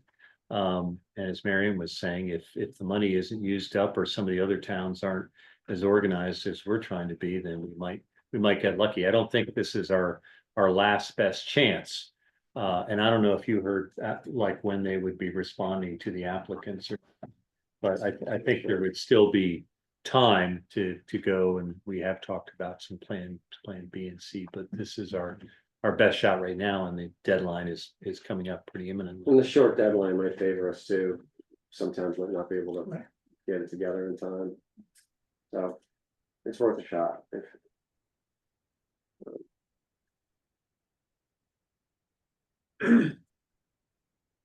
What next?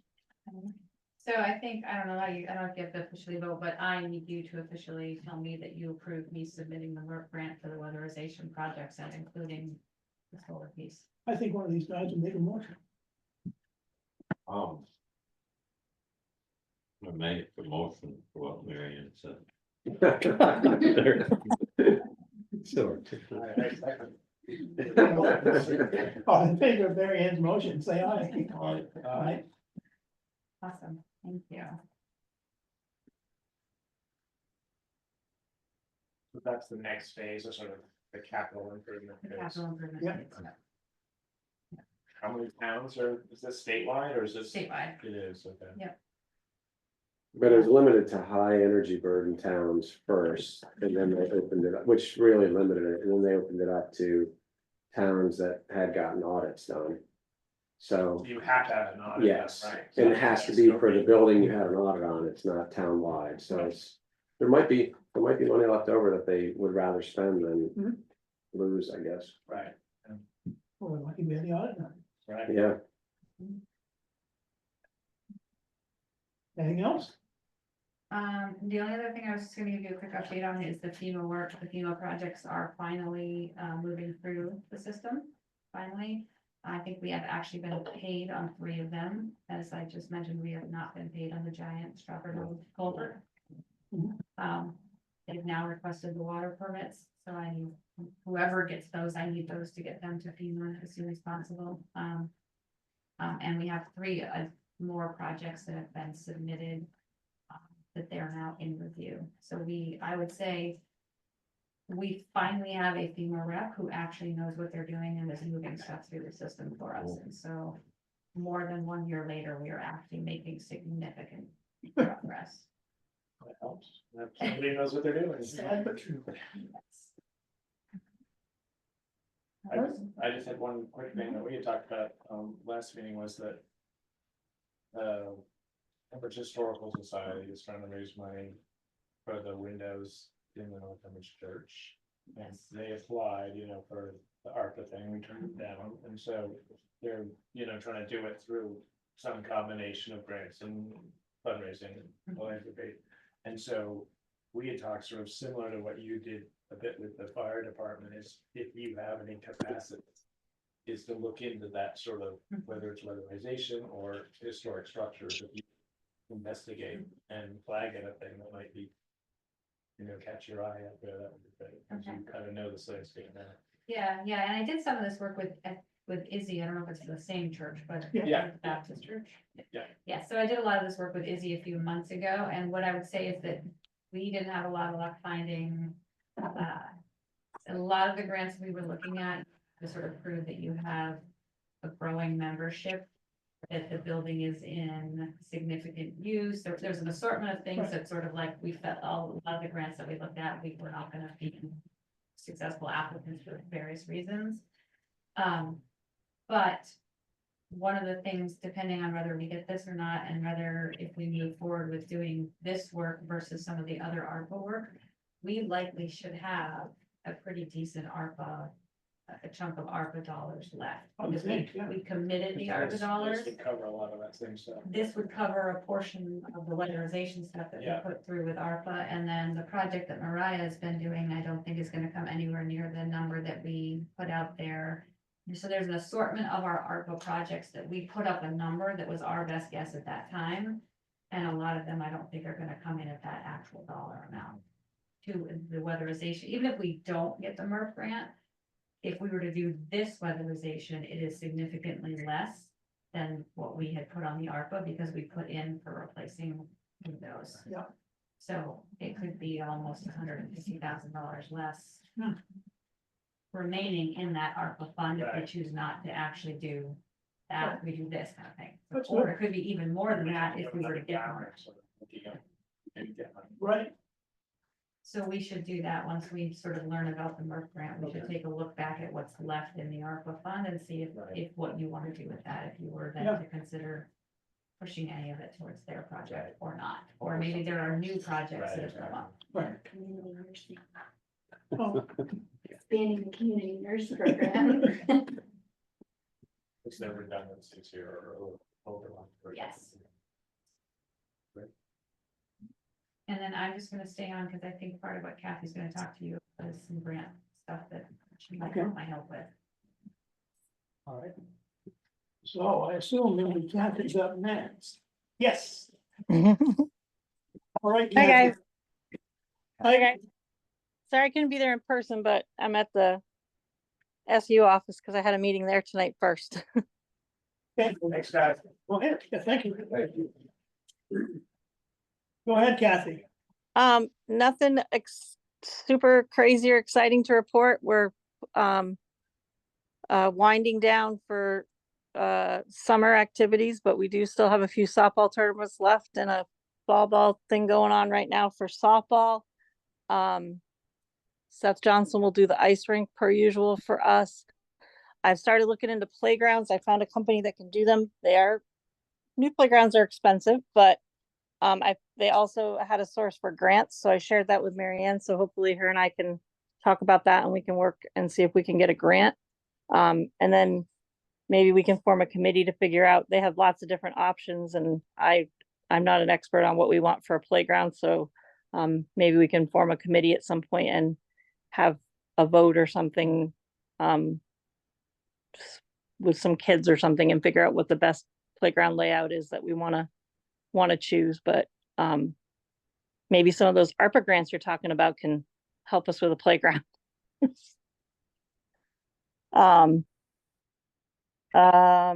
We've been doing the rec breakfast every month. We only took July off this year and they've been going pretty well. You guys got questions for me? I can't think of anything else. And I can forward you the quotes that I have on playgrounds so that you guys can take a look at them just to get an idea. Yeah, that'd be good. Thank you.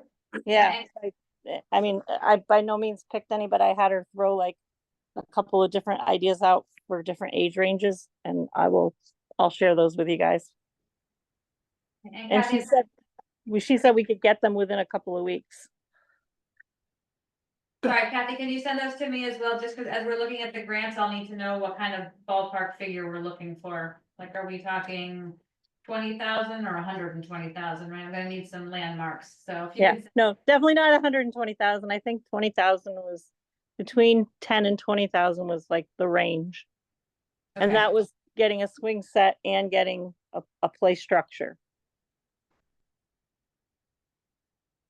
I know Tess Mix, she was gonna come at the last meeting. Mhm. She wants to help head up like a new, Fundraising. yeah, or just like a new playground committee, that kind of what Kathy's talking about. She wants to really help the recreation department do that. Good. That's Good. awesome. I would totally welcome the help. I will connect you to. Okay, great. Yeah, I mean, the playground that's there is, I mean, it's older, but it's, I mean, if people can remember back to what we had there. It's way better, but it's not, I think we're trying to go more toward the all metal and plastic and not any wood, because I think it'll sustain longer and pieces won't get broken and stuff. This one, it's hard because pieces get broken because there's a lot of wood to it.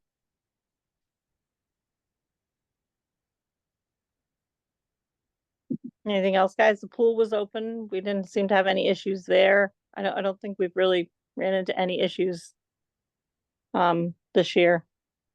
We did have bottles that the Little League did a bottle drive and they were supposed to pick up, and it took them a little longer to get them picked up than we wanted, but we've been bugging them about that and seem to get that curbed. Any issues with people loitering around there in the nighttime or whatever? You had that issue for a while. Yeah, we haven't had that anymore. It's been pretty quiet. Good. Yeah, I can't think of anything that's really come up as an issue. We've kind of redone the cook shack and got things moved around in there. We have Wi-Fi down there now, so that's nice for people. It's nice for the school when they have sports events and stuff for safety, and it's nice for people when they're there to be able to call out from the field if they want to. And that seems to be working really well. And it's one of those things in the winter time when we're not using the field, we can just turn it off. It's not a contract that we have to keep it going every month. All right, I thought there was something, I don't think what it was it maybe your rec department expenditure that we wanted to get them in just to explain? No, I think we only wanted them to come in to talk about the playground and what, because we had looked at their funding and we said that they had enough money for a playground, Mhm. but Dr. Marianne has grants. Right. Okay. And I would prefer, I don't want to use, I mean, we do a lot of fundraising. I would say that we do all the mowing and everything, so I wouldn't want to spend all the money on the playground that we have in our account. And that goes to the ice rink, it goes to a lot of different things. So I'd like to have there be options for funding for the playground from other places.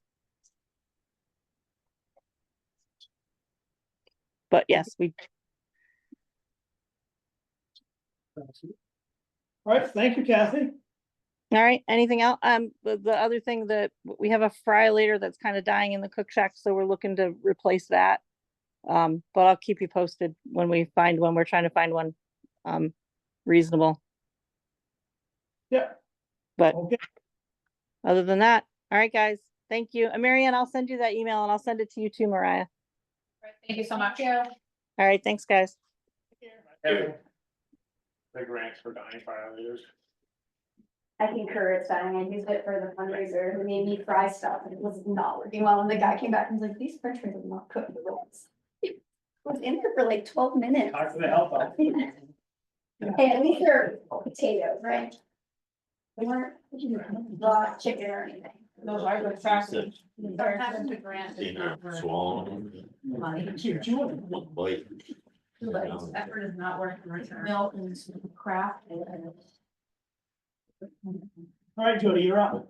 I'm up. What do you, I Part brought, two, right? yeah, part two. So I brought up two things to you. I brought up making town health officer part of my nursing role or a paid position, some sort of idea.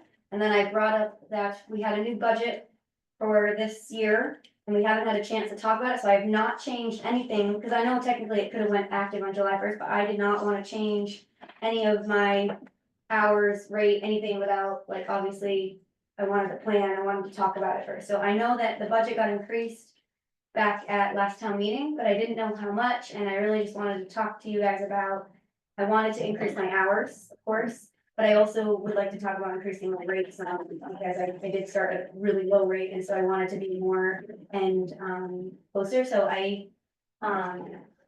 yeah, so I talked about that. I know that the US Census, took down the notes of it, but the US Census labor, you know, they take statistics of the US Bureau of Labor Statistics took down like what the average salary of an RN would be in the United States. And obviously, not gonna be a little lower, but the average is usually $45 to $65 an hour is usually it's 98,000 a year to 40,000 is the range. And so I was coming in at, 40 to 42.50. I know I don't have to be at the highest, but Vermont is at the lower range of the nurses, so that was where I'm coming at with Chelsea. So Chelsea wants to contract me privately. They don't want to hire, so because I'm already at Tunbridge, I work for the town of Tunbridge, they don't really want me working for Chelsea too, they think it's gonna get confusing, so what they want me to do is I'm at Tunbridge, I work for Tunbridge, and then I'm going to be like an independent contractor to Chelsea. So so that my loyalty is still kind of Tunbridge, and then what I'm gonna do is break down how much we paid for insurance last year, so I gotta contact Becky. Find out how much, cause you guys paid for my liability insurance last year, so I'm gonna find out how much it is, which I think it was like $300. Yeah, and then I'm gonna say, okay, we're gonna split it. Tunbridge pays half, Chelsea pays half, and then split what my supplies would be, those costs, break it down, and then I'm gonna offer a bid.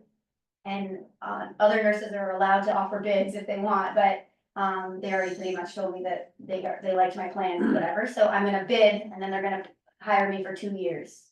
And then that's how they're gonna contract me, so that I'm not hired by 2 towns, then it gets messy of like, once I start to get more hours, who's gonna pay for my insurance, like, it just gets messy, so they said that that's how they do it for a lot of different, for like the water department. That's how they pay the water department guy, is he's a private contractor, and anyway, that's how Chelsea wants to roll, so I'm fine with that. Because it actually does make it easier for me, is that, and then also in that contract, and I will bring it to you guys once more, is I would like to bring up the medical library.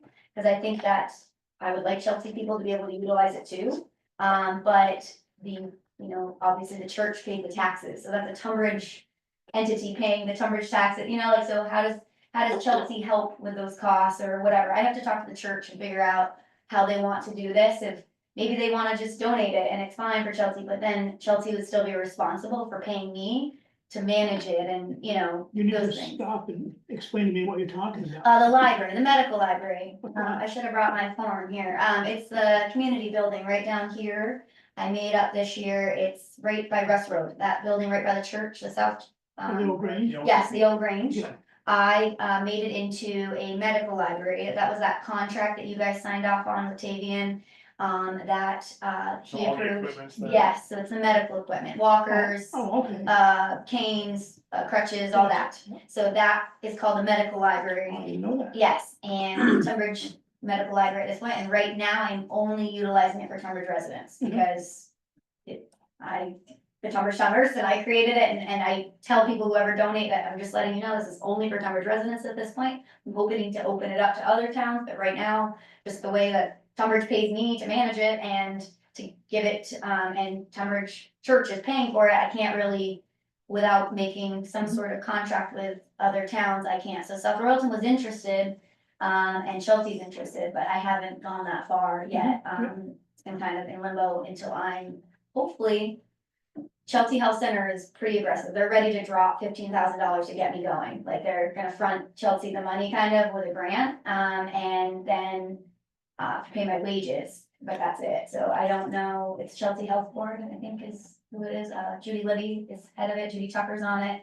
And they really wanna get me going, but Chelsea then needs to promise that they're gonna come in, this, you know, next town meeting, when they need to come up with the money to keep sustaining me. And at this point, I think they are. I'm going, I think October, the next select board meeting, and I think it's a go. It's just Chelsea's moving really slow, so we're just trying to go with it. Chelsea, I'm literally getting like 20 calls a week, like a month from Chelsea, so like it's really needed in the Chelsea area. And so, and the senior court is not doing well. A lot of those clients up there don't have insurance anymore, they're not leaving their apartments, it's not a very good scene up there, and nobody's checking on them, and Gifford doesn't have anyone to send in, so that would be where I could come in and check on them monthly, you know, I do a clinic there once a month or something.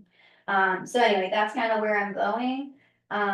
There, with you guys, I'm really getting backlogged. I'm like 8 hours a week has really been hard for me, of maintaining my current clients, and then trying to take on new people. That's what's been hard for me, is taking on those new. So what I've been doing is triaging. So the more critical people, right? The people that are gonna die, like, you know, those are the people, so the ones right out of the hospital, the ones that could die if I didn't intervene, should say. You They're ever not see gonna die. Jody pulling your dooryard? Yeah, right, don't let me have it. It was- You're not doing well if I'm racing in your driveway right now. The people are just getting out of the hospital, the ones that somebody's worried about, those ones. And so what I'm getting is a little bit of disgruntledness from people with less needs, like they, you know, need a medical equipment, and I had someone who wanted it like within 24 hours, and I'm like, well, I already did my hours this week, like I can try to get it to you, but like, I'm kind of like, you know, I'll do my best, but like, I'm not on a demand person, like I'm not a 24/7 person, I can't just get you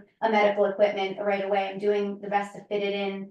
And a lot of the time, I'm just volunteering my time to donate some of this stuff because I need to dedicate it to the patients, so I am just noticing that, and so that's why I'm here again to bring it up, that I'd like to talk about what the budget was approved, what can we approve? Okay, so, 24,000. okay, and what does that break down? Like, what we pretty much have to do is break it down to what do you agree on for hourly rate, and then that we decipher how many hours I would increase to. And that was kind of why I wanted to. Well, how about we do it the opposite? How Okay. many hours do you want to increase to? I mean, I'd like 15 hours. I don't know how we're like, I'd like a raise and I would like 15 hours, but I don't know if that's gonna equal out. So that's where I'm at of like, Yeah, because 15, and say you did 50 weeks a year at 15 hours, that's 750. And then 24,000 divided by 750 is $32 an hour. so that was the thing is, I don't know, I don't think I can increase my hours that significant and get or much of a raise. So that was the only thing that I'm trying to like. I'm like the lowest paid nurse right now, and I am sure, What do you like get now?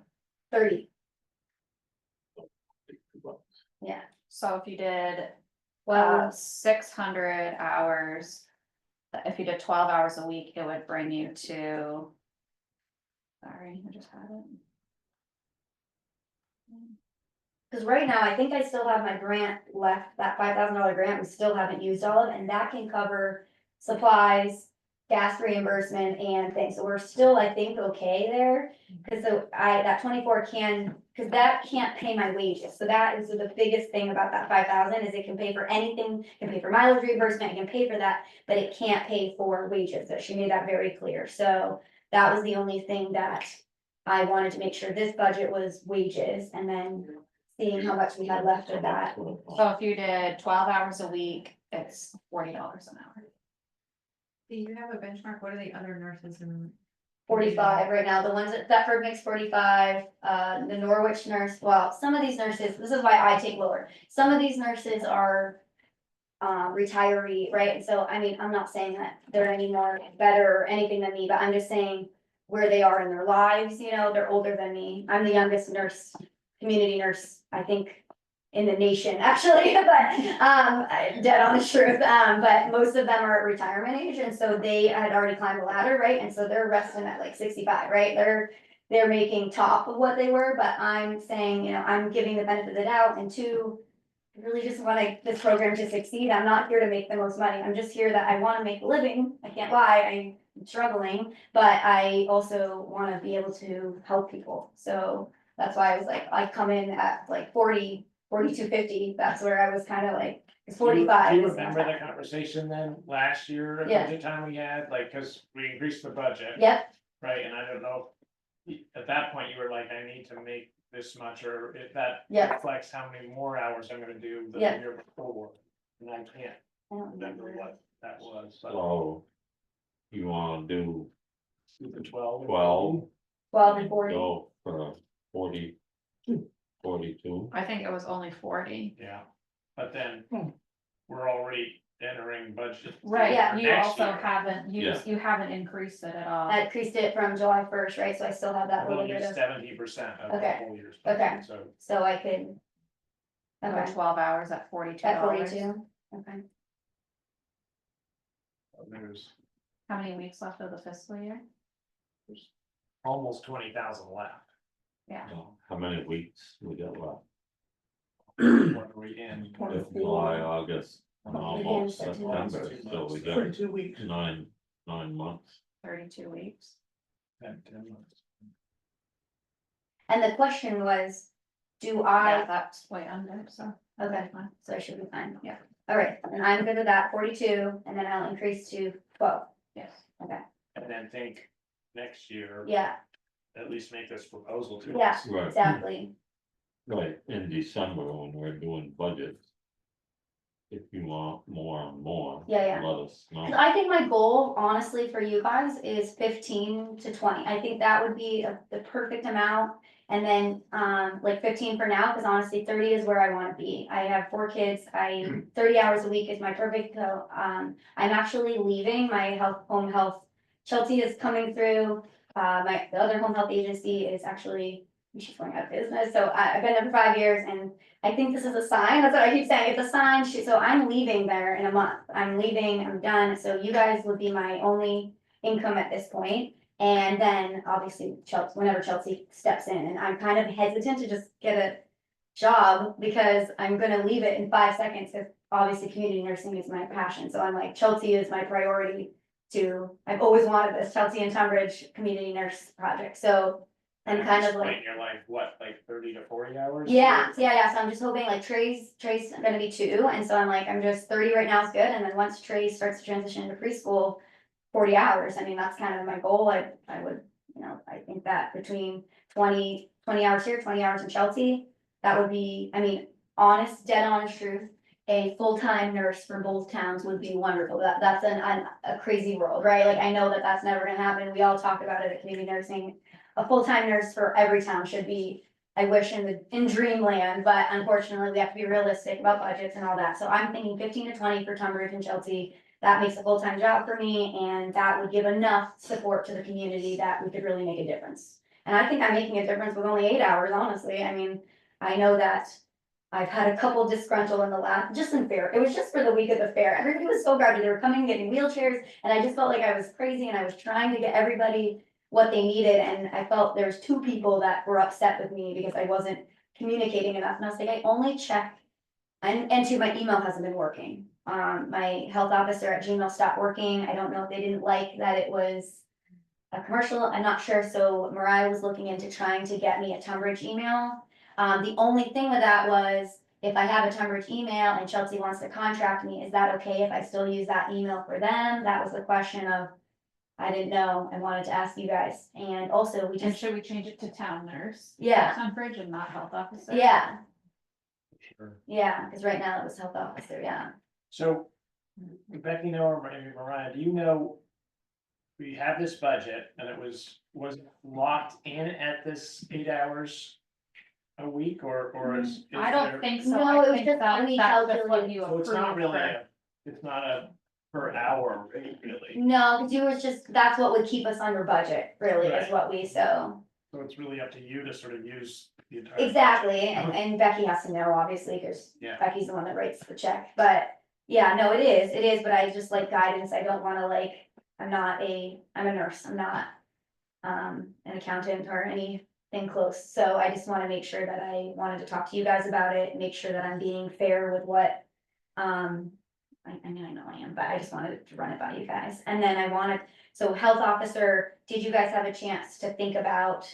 Where that stood, is that a discussion for the future of, right now, like, I would love to just incorporate it into my nursing, like, just incorporate, like, if I worked as a town health officer. But does that hourly, like, should I change the rate, like, that was the question of, cause I think that that's how I could do it, I could just bill it on my time card. I'll just write town health officer, you know, like, that's how I do my time card, is I'm pretty specific, like. To a degree, I have to be HIPAA safe, but I'll say, client intake, or I'll say client visit, or I'll say medication management, like, I just write out what I did. Emails, community outreach, whatever I'm doing, that's how I do it, so instead of that, I would just write 1 hour, dog bite. Report, or, you know, whatever, that's what I was thinking, but I didn't know how you guys wanted it. Like, do I just submit a bill at the end of the year, cause each year is gonna be so different, I don't know, like, What do you get paid now for health officer? nothing. 800 bucks. But I never have utilized it, cause, I didn't know how it worked, so I never have, I've just volunteered, I've never actually submitted, but I'm kind of like, it is a little stressful with my community nursing of prioritizing. You know, I'm prioritizing nursing, obviously, and that role over town health officer, so the question was, if someone else wants to volunteer to do it, no problem, but I do think that it really collides with nursing all the time, like, they're gonna ask me, like, what do I do about this dog bite, and like, so I feel like I'm gonna have to do the work anyway, so why not just, I agree with you. The only concern I have is that if you decide next month or next year to not be health officer. Yeah. And we've been paying you to be health officer, then you might have to pay someone else right. to be health Well, that's what I was officer. thinking, if I just submit it, like, you don't pay me a lump sum or anything, I just do it and it comes out of the town, like, you know, or maybe I just submit 2 time cards and then she would take it out of the town health officer budget or something, and. The opposite might be true too, that like Becky can pay you like when we get paid and, you know. Once a year now. for- Just once a get the whole year. thing, but then you're committed to do it at least. For a year, and I have no problem doing it Yeah. with some, I just was saying with some commutation, I was just feeling like. Gilly Road really overwhelmed me of like, it really drained me, and then now following, I had, you know, the Densmore property, and I've had like just some pretty. I picked on Betsy, but I've had some pretty crappy stuff, but I had to like, just the report, it takes a long time to write those, so just. Sometimes it like, obviously, if you're not, like, if I can make money and do something, like, You I'm didn't not. get paid for it. I didn't get paid for any of that, and so now I'm just kinda like, like, if I'm gonna be writing 13-page reports, like, could I get paid, because then, like, cause it's taking time out of my day that I would be doing my community nursing, or it was my other job, but, and I just can't afford to give up 8 hours to write this report, you know, 2 hours each night or whatever, which I hope. Now that I'm not in charge of rental, I don't foresee ever dealing with a Gilly situation again, honestly, I mean, I think the worst we're gonna see is like. The Sept, the state's in charge, I mean, the only thing is I may have to follow up on a case. Right. But other than that, I'm not in charge of the report anymore, I'm not in charge of the inspection, nothing, that got passed on April 1st, that's no longer a health officer, so my only responsibility is dog bites. Trash, like health trash concerns. Right. And any like major health concern, like if there was an outbreak in this town pool or something like that, or, water, flooding water, that was a real cross there. if I was doing this as a nurse or the town health officer, really, that was real, but obviously, there was a lot of people. Well, why don't you just itemize your, what you were talking about? Yeah. And then Right. they can take their And health then- officer, or they can have a. And at the end of the year, or when we're doing budgets, we Right. could look back and say, well, I did 50 hours a year on Yep. health officer. And that would give us a better Right. Okay, understanding okay, of what you need. Yeah. And we might not pay you as much to be a health officer as to be a nurse. right, But we still. We try to fairly pay compensate you. enough to make Right. it worth the while. okay. That sounds, But, you know, it's hard. In a lump sum, it's hard. We don't know how many hours you're putting in. right, and I didn't know, like I said, like this dog bite that just happened right here, we had a dog bite right next door. Ryan's dog. Yeah, Probably. no, this lady right here, Melissa White, yeah. They had a yard sale, so it was like, this is like a hard thing, they had a yard sale and it was she's from like a Canadian, this is a Canadian lady. She didn't speak English very well, and she went to the yard sale and their dog bit her on the way out. Well, she said good dog in French. Yeah, Dog maybe, in and the dog thought she was swearing, I'm not sure, they have no idea, the dog is young, it's a pup, it's like a year and a half, Yeah. black lab. But, in Vermont, there's a 2-strike rule, so if your dog bites twice, they have to put the dog down, no matter, especially if it's biting the public.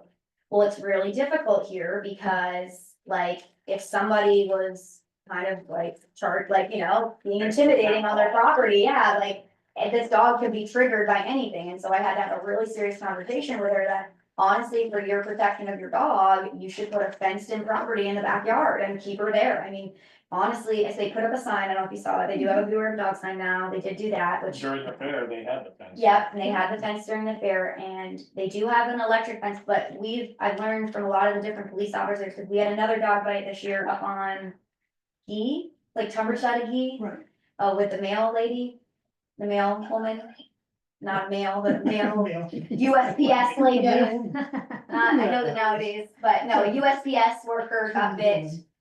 And they had to put in they want physical fences because so that somebody can see there's a barrier, because sorry, if the dog's really upset, they're gonna run right through that invisible fence. I mean, majority of the time. And it's less intimidating when you can see that that dog's not going to. Right. You're less likely to freak out, and that's what happens is you freak out and then the dog gets upset too and the dog bites you. So that's what we talked about. So they are thinking about putting a physical fence in the backyard and or muzzling the dog when they're tied out front here. And then they took her to training and they've done all the right steps, but you know, it took a couple hours to do this call. I spent some time with her, and yes, Aunt Limey nursing comes in. I try to help them. I don't want their dog put down. I don't want them upset with the town because I'm talking to them. And then the Canadian woman is still very upset. So I guess she might be calling you. She's still very upset with the way we handle. She thinks the dog should be put down. I talked to the vet. The vet thinks she's just a pup and that the owner's doing all the right things. And really, on my standpoint on the town, she is. Really, there's nothing we can do unless she bites again. And then this law will get involved, really. So it's not really nothing else we can do. We've done everything we can do. I just have to file the report. So, but then other years, like last year, I felt like I didn't really do much. We had a green burial I did, and I did a lot of those. And so those are things I do, like making sure it's green burial. I have a question. Yeah. When you mentioned hazardous material. Yeah. We're getting ready for a river cleanup, and one of the things we're looking at removing is a refrigerator that may have Freon leaking. Mm-hmm. So if we do decide that it's got a leak, Mm-hmm. or it gets one as we're moving it, Yeah. we might wanna call you about Yeah, that. call me and then I have to get in touch with the water department of all the proper steps, and then I would teach you how to Oh, okay. do it. So yeah, those are exactly the things that. Yeah. Sometimes, like, I can't explain that, like, sometimes, like, some years are busy, and then other years, like, I can't tell you, like I said, like, not this year, but last year, I think I had like 4 calls, and So can you remember back to July 1st, sort of what you've done as health officer this year? this year I've done, Start making a list. Yeah. Because then Yeah. we could see a whole year, even Yeah. if they're different year to year, then, because it's all. Yeah, give us a little idea. Exactly, just so whether it's you or somebody else 10 years from now. yeah, We'll have a good idea of sort of per hour. I think Betsy said, because Betsy used it as a tax write-up, so she said it's 20 to 25 bucks an hour is what a health officer average makes. I talked to Chelsea, or South Royalton did a $10,000 budget, but they are a lot bigger town than Tunbridge, so I'm not expecting anything like that. I was just saying like, just some sort of, and then she was doing the IRS mileage reimbursement or whatever, and I think she said she kept a very good track on an Excel document. I've not been as good as That's Betsy it. was. Can't imagine. Yeah, as an Excel, but I can look back on my computer and just look at the reports I wrote. I mean, that's not hard and write down a number, but I just have to look at the dates of the report. The other thing is then, in a couple of months during budgeting, when you come in with your proposal for town nurse, you Yeah. also make a proposal, if you think it's better to switch to like an hourly rate for Yeah. health officer, Yeah, then we could make a better, right. instead of just this lump stipend. Yeah, I think that would be better just because I don't know, it makes me feel, Like, it'd be better for us in the long run. Right. If you had a slow year, we wouldn't be paying a bunch of money. no, because like I said, I mean, for call, depending on the call. Like I said, and so right now, I told some of some of the calls I get sometimes are a little, and so I'm being better now about kind of putting my foot down and being like, that's not really a health hazard, sorry, I'm not bothering my time with that, like, just because your neighbor has junk that you don't like, I'm not. But if we start to have climate change flooding. Yeah. We could be looking at Those can control that. Exactly. hazardous material. Exactly, and that's why, I mean, and like when the flood happened, I jumped in, water testing, E. coli, all that. That was like right on the edge of it, it was health officer or it was, yeah, so that's why I just used it as, I worked with Brenda, because she was the emergency management, and then I was just being the town nurse. Educating people and doing all, and getting the water test handed out, and so that's kind of the way that I What's approached it. this? Reappointment of the town health officer. Oh, she wants to do it again? I'll But do it again. That way, it would be reflective of how much work they actually do too. Yeah. Right. And like I said, some years weren't bad, and then the year of Gilly, I wanted to pull my hair out, and I should have just resigned that year, and that was all. And two, that was the same people that were the camper here that I dealt with, by the way, I just dealt with that at the town nurse, so they were here. And Really. it- Saw it. yes, did you saw it again? Yeah.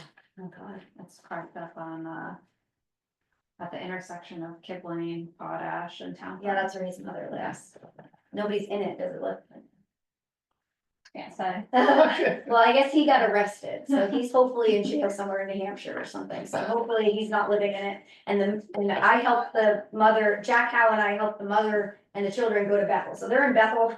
And hopefully, that was my biggest concern with the kids, Yeah. so, I don't know where the dogs are, those are the same dogs that I tried to get removed up on Gilly. Oh. Evidently didn't happen, but I don't know, that woman doesn't like, the mom, the mother doesn't particularly like me, but no, but I was very polite, I offered her any services that she may need, and I'm the town nurse, and if they need any help with her son, she hung up on me. She doesn't like me or Jack Howe, she said. That's okay. Jackson, she said, Jackson, I do not like you or Jackson, and you can just keep to yourselves, I said, okay. We're here if you need us. So, but yeah, no, Like mine. so I'll just keep track. Yep. And then, you want me from July 1st, is that where you want me to pull the Yeah, numbers that's the from? beginning of our Okay. year. So, I'll Just write that for okay. myself, July 1st, we'll just look through. Oh, the only other thing and that might be a Mary Ann question, I need a laptop, I have this iPad that the community nurse, and maybe I'm just like old school myself, I do not like that iPad, I can't seem to run the thing, I wanna type my notes, I don't like Okay. tapping, You got any money and that was what I was Office seeing if I stuff, had. or- $5,000 grant, your grant should cover. That should be left, okay, that's what I was asking, if that was any money left of I my, can ask RBs, that's who services all of our computers, to just throw in a laptop and give me a quote, and I'll give it to Mary Ann and okay, order it for you. that would be really helpful, because even with the health officer, notes or Microsoft document, like, there's just, I've been using my personal computer, and I would just prefer to have it like a work Yeah. laptop, and, yeah, down, and then keep it, and then, yeah, I'm just trying to figure out how to squeak in the Chelsea thing of, obviously my side of things will go great. I mean, I can combine community events now, I can do senior luncheons together, I can share the library, I can work with First Branch. I already do. Now they're just, they literally have a list waiting for me, so I'm like, gonna be hitting the ground running when Chelsea starts, but I'm just nervous of how to quite make it work with equipment. That's the only thing, because you guys bought, or my grant bought my, pressure cup, stuff, all that, so I'm like, well, obviously, I'm not gonna carry 2 nursing bags for Chelsea, and so like, oh god, I can't use this one, so I'm like, okay, well, Chelsea's responsibility then is to replace it when it's ready to be replaced, because those blood pressure machines die. They don't last very many years, so it's gonna die in the next year or two, I already know that, and my pulse ox, same thing, so I'm like, okay, well, you guys just buy the new one, right, like, you get the next one or something, that's the only way that I could think about. How Chelsea could compensate so that Tunbridge isn't putting. They're kind of riding off your back really essentially with the program and everything of how to start, and so I was trying to, We're glad to help. yeah. As I told them, I'm like, I'm not starting at $30 an hour, like, I did that as a, like, to get this program going, but when I come in, I'm like 40 and up, like, not, you don't get the discounted rate for a year and not happening. We're already, but no, I think it's going really well. The only other thing that we're gonna talk about, and I didn't know if it was okay with you guys, maybe we'd like a committee, a subcommittee or something for me, just so that I have someone to go to. I feel alone a little bit sometimes when I'm trying, like I have a complicated patient or like resources wise. And so I was gonna start a committee, obviously HIPAA safe, but like meeting once a month like the library does or something. And then also someone was mentioning that they would be interested in helping like write grants or helping find grants. So that was something that I wanted to talk to you about too, is that I had a couple people reach out and wanting to be a part of the board and help finding money to do projects or something, like I really wanted that cholesterol screener at the fair so badly, and they were gonna do it, and then they found out it was gonna cost them $3,000 for how many people they were gonna be seeing, and Dartmouth then declined and they weren't gonna come, and so that was something that like, if I had a fund, I know that we would be helping other people too, not just Tunbridge people, but it would definitely bring awareness. There would be lots of Tunbridge residents, I'm sure, that would utilize it at the fair, and so. Take that right after you. Just after you eat that sausage, and then I don't know, that's what we joked about, that, Like Oreo. they'll make you think twice about getting that fried dough if I'm there with a cholesterol Before machine. and after. Yeah, exactly, if I'm there with a cholesterol machine, you'll be Just thinking press about a little it. button and make it. Oh, the other thing that was funny that happened, I wanted my nurse banner up at the Tunbridge Fairgrounds, and the board, Pat said that they are no longer taking, or if I did, I'd have to have a sponsorship, and I was like, well, I don't think Alan would like his tax dollars paying for a sponsorship, so I was a little confused about that, but that was something I want to bring up to the Tunbridge board. I would like why not? I mean, that's something, they're Tunbridge, we try to promote the great things that we do here, the community nurse, I just wanted to hang it on the barn. I was gonna ask for like prime space here, I was just. Absolutely not. But they said that I had to have a sponsorship, so I was like, okay, well, I don't know how much a sponsorship is at the Tunbridge Fair. But I'm sure the taxpayers don't wanna pay for me to hang my banner on the barn, so maybe next year, they will reconsider if I bring it. Give you a waiver. Yeah, they'll give me a waiver next year, Just hang it and don't. don't Right. even ask. Right. I debated having the boys walk in the parade with it at the cavalcade. But then I would have had to drive on Sons of the to. town nurse. Yes.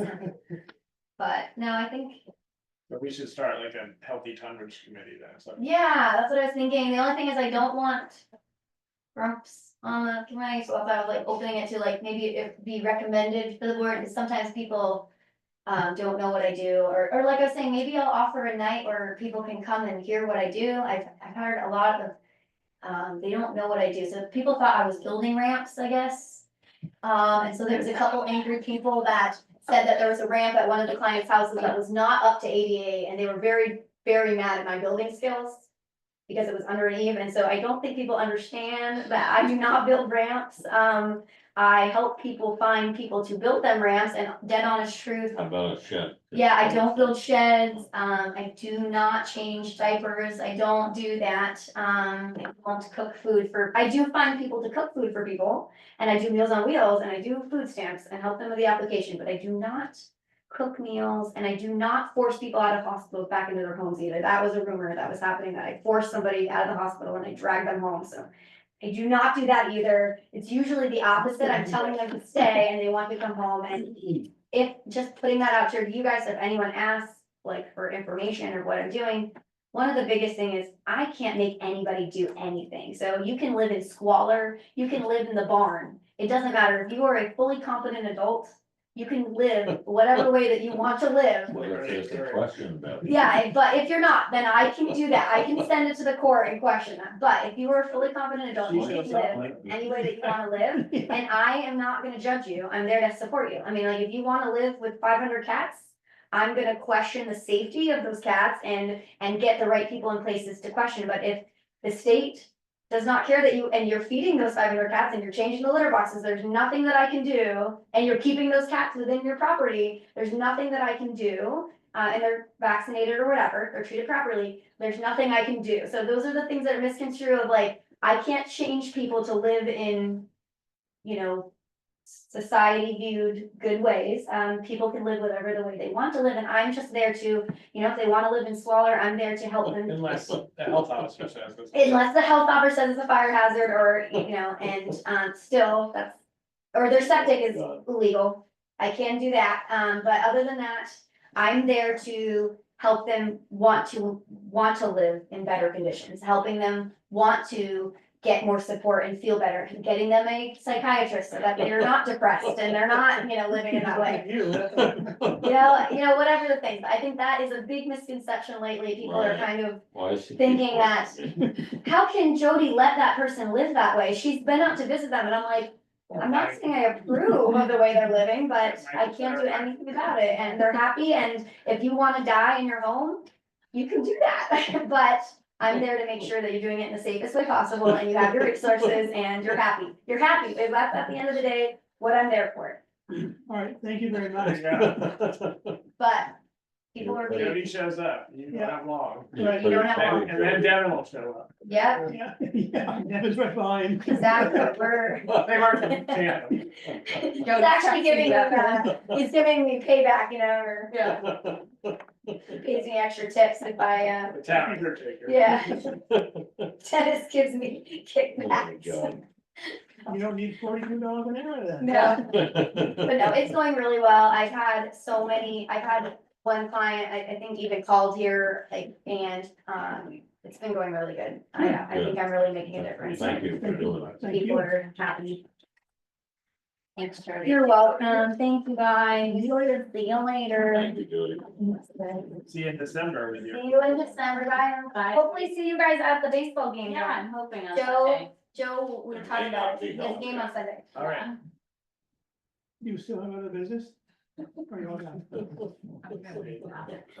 Okay, that's good. Did you get that, information for Derek?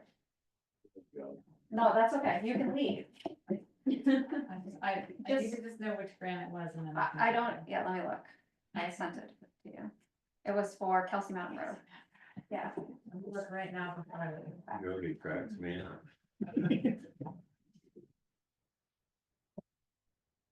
Plans and orders. Other business. I have some, Oh, yes, Betsy, I'm sorry. to let you know that we are having a river cleanup on October 6th, Sunday. Is there a stretch of the river you're doing? We're gonna, Baxter reported that there's tires when he mowed the, fire road access. Yeah. As the river comes under 110, so we're gonna hit that, and then the Larkin Covered Bridge has some. It has at least one tire, and we'll go up and down the river from there. And then this Louise Bereda's been wanting to get that bank that's off of Dickerman Road. That's been an old farm dump. And I don't think we're gonna try to tackle the farm dump, but there is a refrigerator down there that we are worried about the freon, so I think we're gonna try to get that out. And so Does Central Vermont Solid Waste Management District do anything about that? Rudy's thought there were a couple refrigerators already at the transfer station. Oh, yeah. So I'll talk to Adam, is that who? Yep. But also we'll have a number of tires again, and I know last year you, the town picked up the tabs for those. The White River Partnership has picked up the tabs for tires previous years, but they don't have a tire load going this year, Okay. so we can't use them. So, Right, this is the new minutes. Those ones are updated and correct, they just need signatures. and then the only other thing is, that I understand the Upper Valley Trails Alliance will be coming next meeting. Oh, good. And, I didn't know whether you wanted to, if you would like to become a member before he gets here, then you may have some questions. And the conservation, you could take that. Read. There. And then have people to pay for it. What is that? Yeah, we can. Have a good night. What is this? Everybody- Are we like, we're looking at the TV screen. Is there an ice passage? Getting started. No, thank you, Marion. Thank you very much. Thank you, Marion. You wanna become a member before we meet with this guy, or, It sounds like something we should do anyway. and you said there Yeah, are people in town who would pay for the membership too, right? yes, but the Conservation Commission could be the go-between if they wanna put it into our account and then What's it called? Upper Valley Trails Alliance, Okay. UVPA, and they I have, move we join the Upper Valley Trails. A second. All in favor, say aye. Uh, Aye, you got it. thank you, so there is a form online that has a credit card option. So- Okay. Sounds good, I will Great, sign thank this you. up. I will not be able to attend the next meeting, so. Hope it goes well. Okay. Yeah. I bet it will. but this actually can project. Yes, Yeah, there might be two people, he said. and one may be a Tunbridge resident. Yes. John Ogle, Yeah. lives in Tunbridge on Lee Hill Road, so. Thank you. Yeah, see you.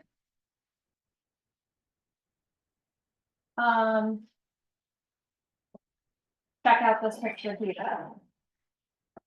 Do you like it? This is for, this is for Washington Electric, is asking permission to cut trees. So they don't fall in the lines.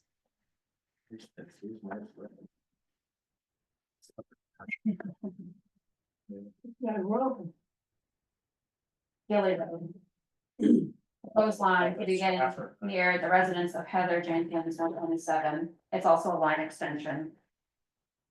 Brush will be chipped, wood will be neatly piled. neatly filed. They will be, putting. They're just asking permission to cut and trim the trees and brush that are in the road right of way. Did they talk about it? That's fine, got rid.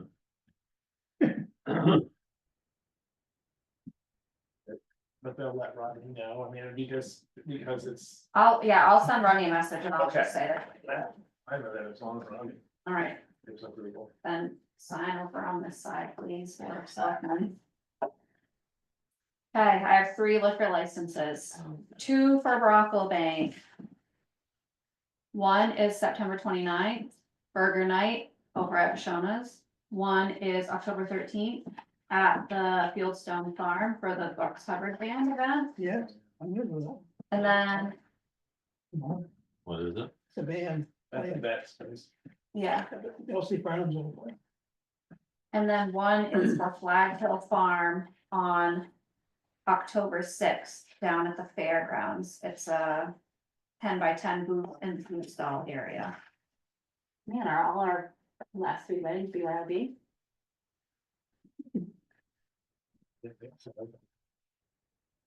They'll probably apply like Oh, last okay. minute. They always Yeah. like to do that, and then they like call and email and they're like, what's going on? I'm like, you could have applied 2 weeks. I know the next one is BYOB, but I thought the one after that maybe was not, but I don't remember.